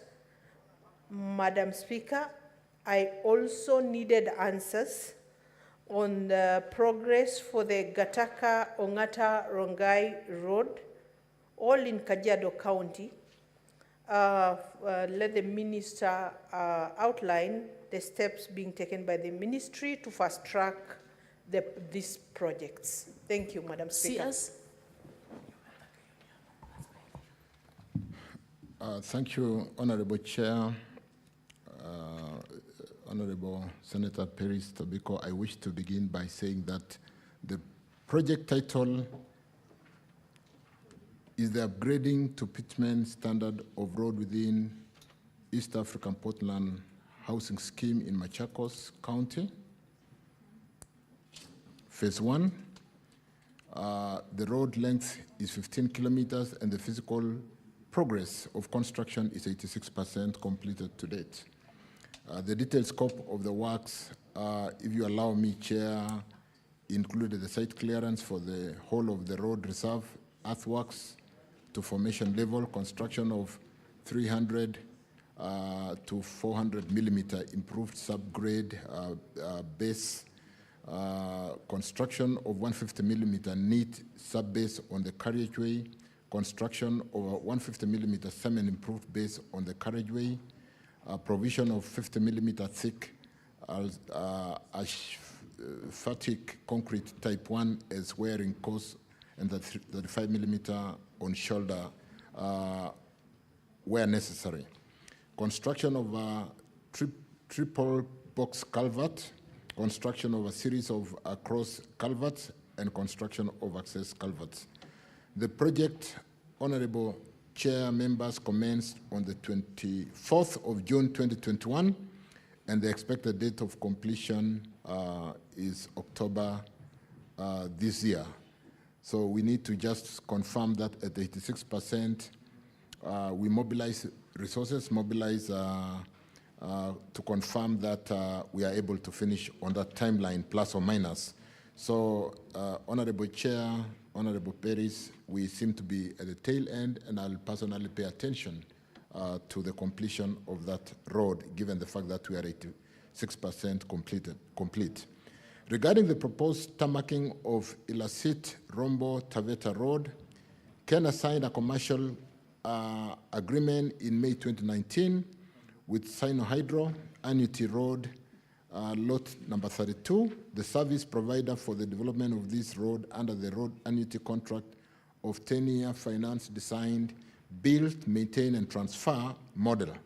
However, following concerns on affordability and value for money, the government of Kenya recommended a review of the project's value for money, position, and consideration of possible restructuring options to enhance value for money, and this is affecting a number of road annuity roads across the country. And to ensure that the project affordability to the government is obtained. The review is currently ongoing. I was talking to my technical team, and under the road annuity program, a road that will otherwise cost the government 65 million per kilometer on an EPC contract costs 125 million on the road annuity program. So, honorable members, we are reviewing that very quickly, and we'll then proceed. Honorable Speaker, the project for upgrading to bitumen standard and performance-based routine maintenance of Ongata, Kataka, Mbulbul, Cooperative College, Karen, Matasha, Ongata Rongai, Nazarene University, Rimba Junction, Leswa Academy, Kahara Road, totaling 65 kilometers, again is 57% complete today, with a total of 22 kilometers tarmacked to date, and the remainder at various stages of construction.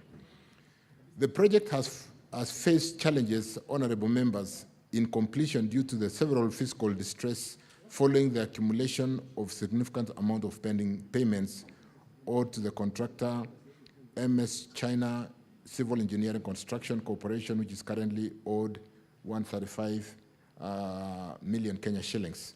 The ministry has forwarded the cumulative pending payments to the National Treasury for funding consideration and has requested Parliament to consider substantially increase the annual allocation to roads to facilitate the comprehensive settlement of pending bills resulting from ongoing stall road projects.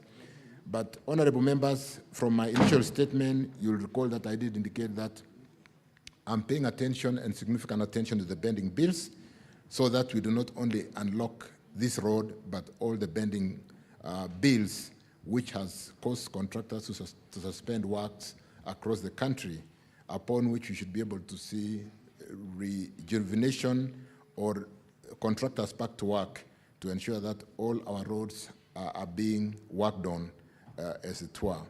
In the meantime, the contractor is under instructions to maintain the road ahead of the main works as a situation to ensure that the road is motorable.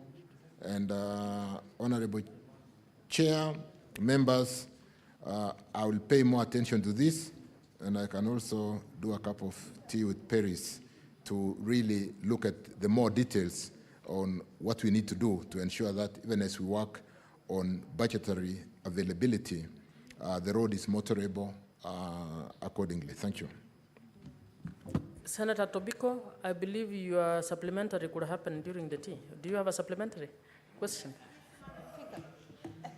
Tea, you have tea. Madam Speaker, you know, the people of Kajiado would not have known what transpired during the tea session. So it's good for me to go on record as far as the supplementary is concerned. And Madam Speaker, I'll then be making also a general comment about the response by the CS. Madam Speaker, let me say first, I am shocked and dismayed about the illicit Rombo Taveta Road, Madam Speaker, in Loitoktok. Madam Speaker, and Hansard will bear me witness that his immediate predecessor, who was here, had promised this House that this road is starting in March, Madam Speaker, and we can go back to records. Madam Speaker, government seems to be then changing goalposts in terms of the issue now that he's talking about the review. Madam Speaker, on the ground, it is particularly sensitive about this, issues about this road are particularly sensitive because a rogue public servant has gone on record publicly to say this road will never be done as long as the current member of parliament for Kajiado South, Honorable Parashina, is the MP. Madam Speaker, these utterances were made by the State House Controller, and so it seems like, honestly, the government is changing goalposts. So, Madam Speaker, this is very sad. Point of order, Senator You will Tobiko. allow me to put my point across, Madam Speaker. Gloria, what's your point of order? Madam Speaker, in our standing orders, we are prohibited to speak or to impugn improper motive to certain offices, and that includes that of the State House Controller. Which standing It is order in the standing order book. Which standing order? Senator Tobiko. Madam Speaker. Be guided that... Yes, Madam Speaker. Madam Speaker. Madam Speaker. Madam Speaker, there are no sacred cows in this country. I don't know of any, Madam Senator Speaker. Tobiko, allow me to guide you. Please go to your supplementary question. Yes, The yes. standing orders do not allow you to go outside of that. Please. Yes, Madam Speaker. Madam Speaker, I also needed Senator Mandago, what's your point of order? Speaker, we should be allowed to raise point of orders, allowing this House for people to make allegations and leaving them on record without following the due requirements of this House, Madam Speaker, is becoming a dangerous precedent. Senator Tobiko has just mentioned State House Controller. Is it in order for her to make that allegation? Unless she substantiates and brings evidence to this House, we should not allow the House to be used as a place that allegations are being made, Madam Speaker. Senator and this Tobiko, morning, that is also what went on, and the Speaker did not allow point of order. Senator Tobiko, no, a point of order on a point of order. We haven't even addressed that. Senator Tobiko, you have made allegations about somebody who is not in this House to defend themselves. So you may withdraw or provide information to substantiate what you've said at a later stage. Madam Speaker, this will give me the best opportunity to provide evidence to this House. And so I am more than ready to bring that evidence, Madam Senator Speaker. Tobiko, just hold on. Madam Speaker, understanding order 101 on contents of speech, I didn't hear Senator Tobiko referring direct to the owner of the State House Controller by name or discussing the conduct. So the threshold that somebody wants to bring that the conduct of State House Controller being discussed is below par. Madam Speaker, so Madam Speaker, she didn't discuss the conduct as per Standing Order 101 on contents of speech. You are out of order, Senator Cherarke. I'm not out of order, You it is are the standing order. No, you are trying to interpret. And that is, if you have a standing order that you want to raise, I am trying to guide, Madam Speaker. I'm ruling you out of order. Please sit. It's your point of order, Senator Kio. Please. You know, Madam Speaker, every day is a learning opportunity for all of us. Madam Speaker, if we continue that way, then we are going to really make debate in this House too narrow. Madam Speaker, if I can just Order, Senator Gloria. Can you allow... You can benefit. Senator you can also Kio to benefit, Senator Gloria. No, Madam Speaker, to the extent that a name has just been dropped, it doesn't mean that the reputation of the person has been put into question.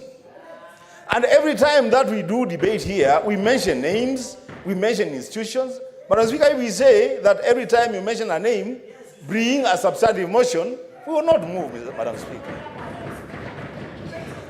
And you know, Madam Speaker, before Senator Gloria rises on our point of order, Madam Speaker, this matter, I think, is settled by yourself when Senator Tobiko said that, in fact, by those senators requiring a substantive motion to be brought here, it actually gives an opportunity to Senator Tobiko to bring a case against the State House Controller. Madam Speaker, let us facilitate debate. Senator Kio, please raise the... You are actually discussing the issue. Senator Tobiko, I ruled on this, that on the matter that you touched, you will have opportunity to actually substantiate. And you can actually substantiate. So it is not an issue of whether debate has been stopped. Order, Senator Gloria. I have not given you any chance to speak. You are out of order. You are out of order. And I will not take it anymore. So proceed on your substantive question. On your supplementary question. Thank you, Madam Speaker, and I'm ready to produce that evidence. Madam Speaker, Madam Speaker, also on the issue of the Masai Lodge Tualak Tengela Road, I have not heard the response from the CS. What he has talked about the Gataka Road, but not Masai Lodge Tualak Tengela Road. Madam Speaker, there is no response on that one. And Madam Speaker, On the first road, the one from Daystar University to going to Stoniathi, what the CS has indicated is that this road is in Machakos County. And yes, indeed it is, but ending in the middle of nowhere, Madam Speaker. And so my hope was that we will be told where this road was extending to, where it was to end, the targeted population, facilities and centers, Madam Speaker, in the hope that, Madam Speaker, because it's at the border, that finally we will have one road crossing Mombasa Road to Kajiado County, Madam Speaker. Madam Speaker, that is what I expected to hear, but we've not been told where this road, where exactly it was going to end, Madam Speaker, and whether it will also serve the people of Kajiado County. Thank you, Madam Speaker. Senator Tobiko, you will provide your evidence by end of day tomorrow. CS, you may now respond.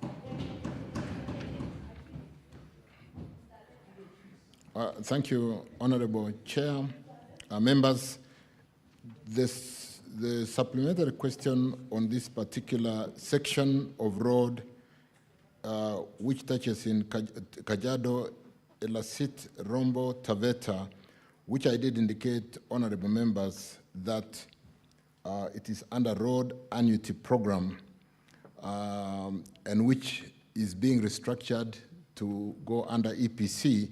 I did also give the numbers, honorable members, that to build a rural road on EPC cost us an average of 65 million against the finance, design, build, maintain, and transfer annuity program, which cost the government 125 million.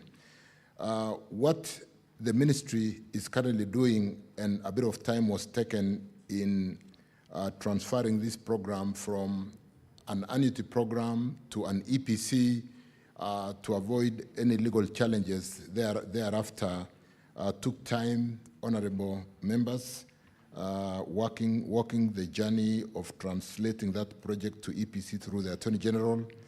And I want to confirm that with a project, like I said, 86% complete and being only 15 kilometers, honorable members, I will pay attention and ensure that we do accelerate and finish not just this project, which is 86%, but most of those projects which are near completion, so that we do not have pending works all over the country, and yet the projects are at the tail end of completion. So, Honorable Chair, allow me to prosecute this over that cup of tea with Paris and ensure that we finish this road. The movement of the road from road annuity program to EPC and complete the 15-kilometer road, remaining 14%. And I will want to confirm, on record, that I'll pay attention to this. As regarding this other road, which we seems to have skipped our attention, the Masai Lodge, Tuala, Kitengela, because I don't have a well-thought-out response and it skipped our attention, allow me, Chair, to resubmit the response on the status of the Masai Lodge, Tuala, Kitengela Road in Kajiado County. Thank you, Chair. That is okay. Now we move on to Senator Professor Ojenda, please.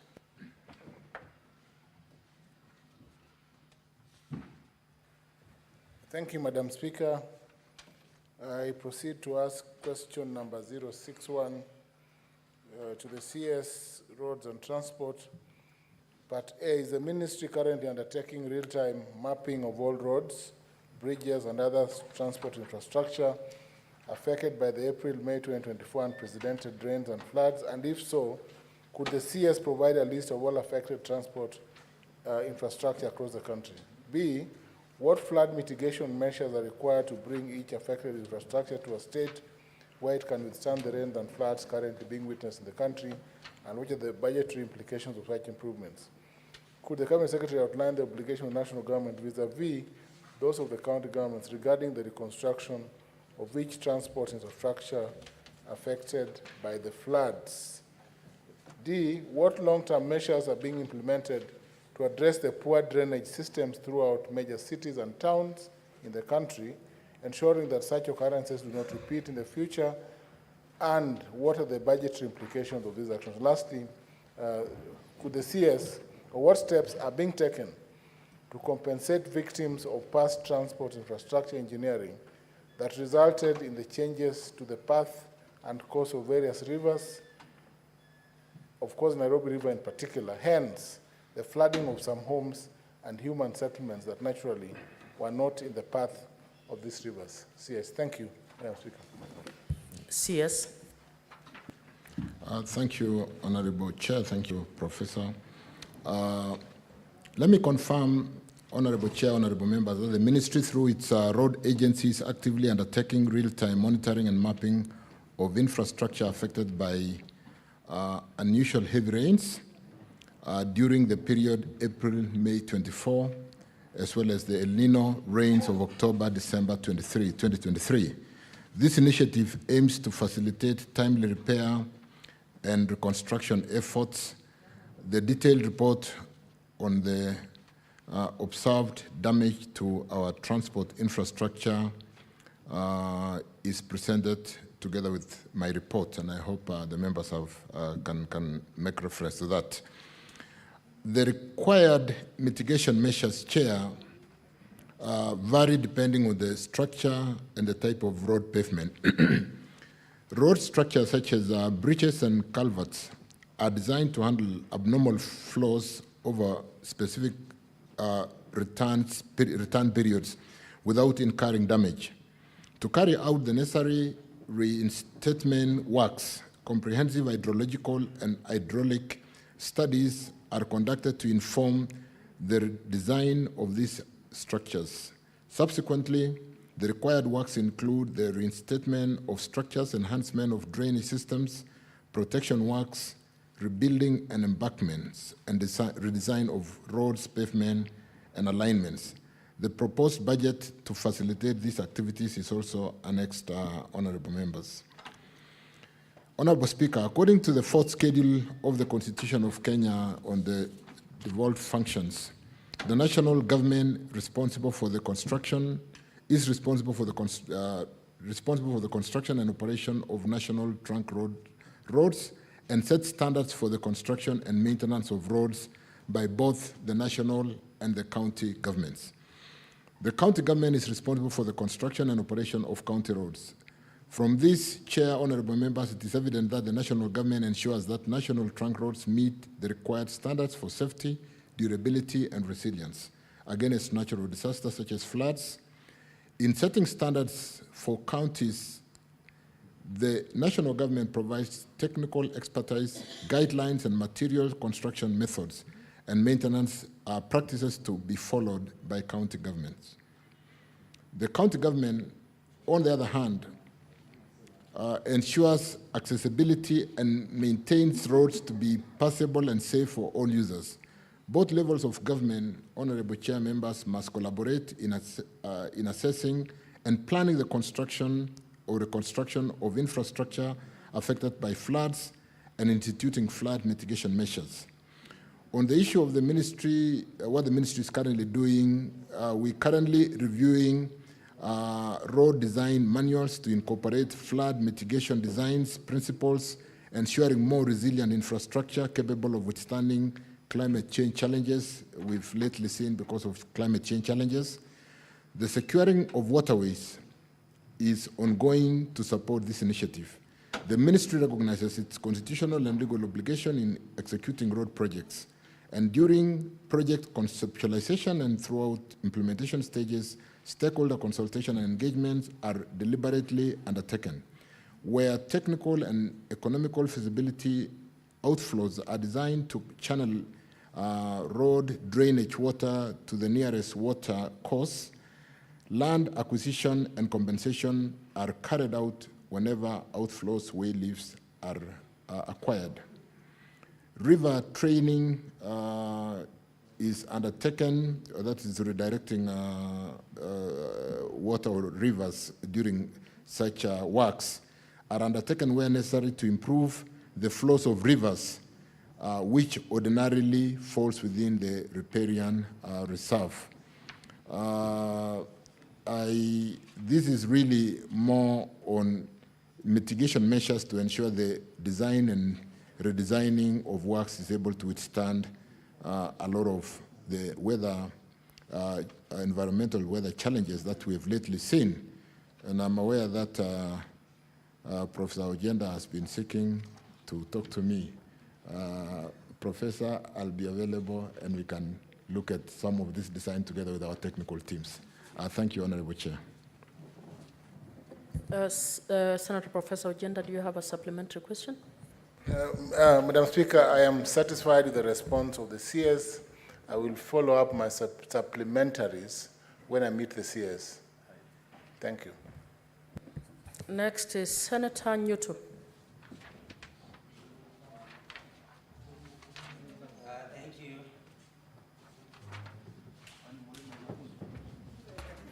Thank you, Madam Speaker.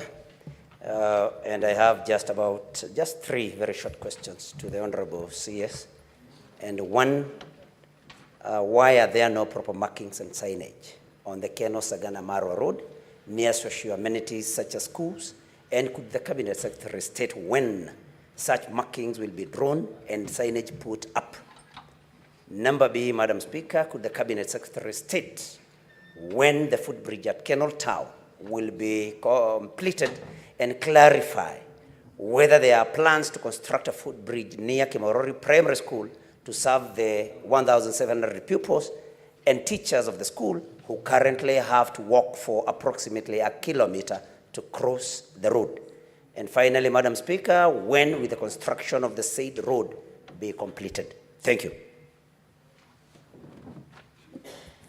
CS. Thank you, Chair. Honorable Chair, I wish to state that the construction of Kenol-Sagana-Marwa Road is still ongoing in some sections, and the final road marking, Chair, will be done once the works are completed. Currently, there are temporary markings on the final layer where the traffic has been allowed to use, but as soon as we sign off with the contractor, we should be able to quickly finalize the marking. This is a safety issue, and therefore we'll pay attention to that. Final road markings are in place for the following completed section. Lot 1, which is 48 kilometers on the entire road, Senator Joe Nyoto. Lot 2, which is 17 kilometers. Section has been taken over, and therefore they are marking those areas. But I'll undertake with the technical team at the ministry to ensure that the safety issues are immediately addressed, because marking will support the safety concerns of the road users. The construction of the footbridge at Kenol is currently 60% completed. Honorable Chair, with steel fabrication for the deck underway at the fabricator's yard. However, the footbridge near Kimorori Primary has faced delays due to pending land acquisition for the bridge landing. CS, I think the session now will end. Honorable Senators, it's now 1:15, and having extended this sitting by 15 minutes, the Senate stands adjourned until Wednesday, 18th September 2024 at 2:30 p.m. CS, this session is not over. There were a few more questions, and we didn't get members to ask, so we will be getting in touch to reschedule another session with you. Yes.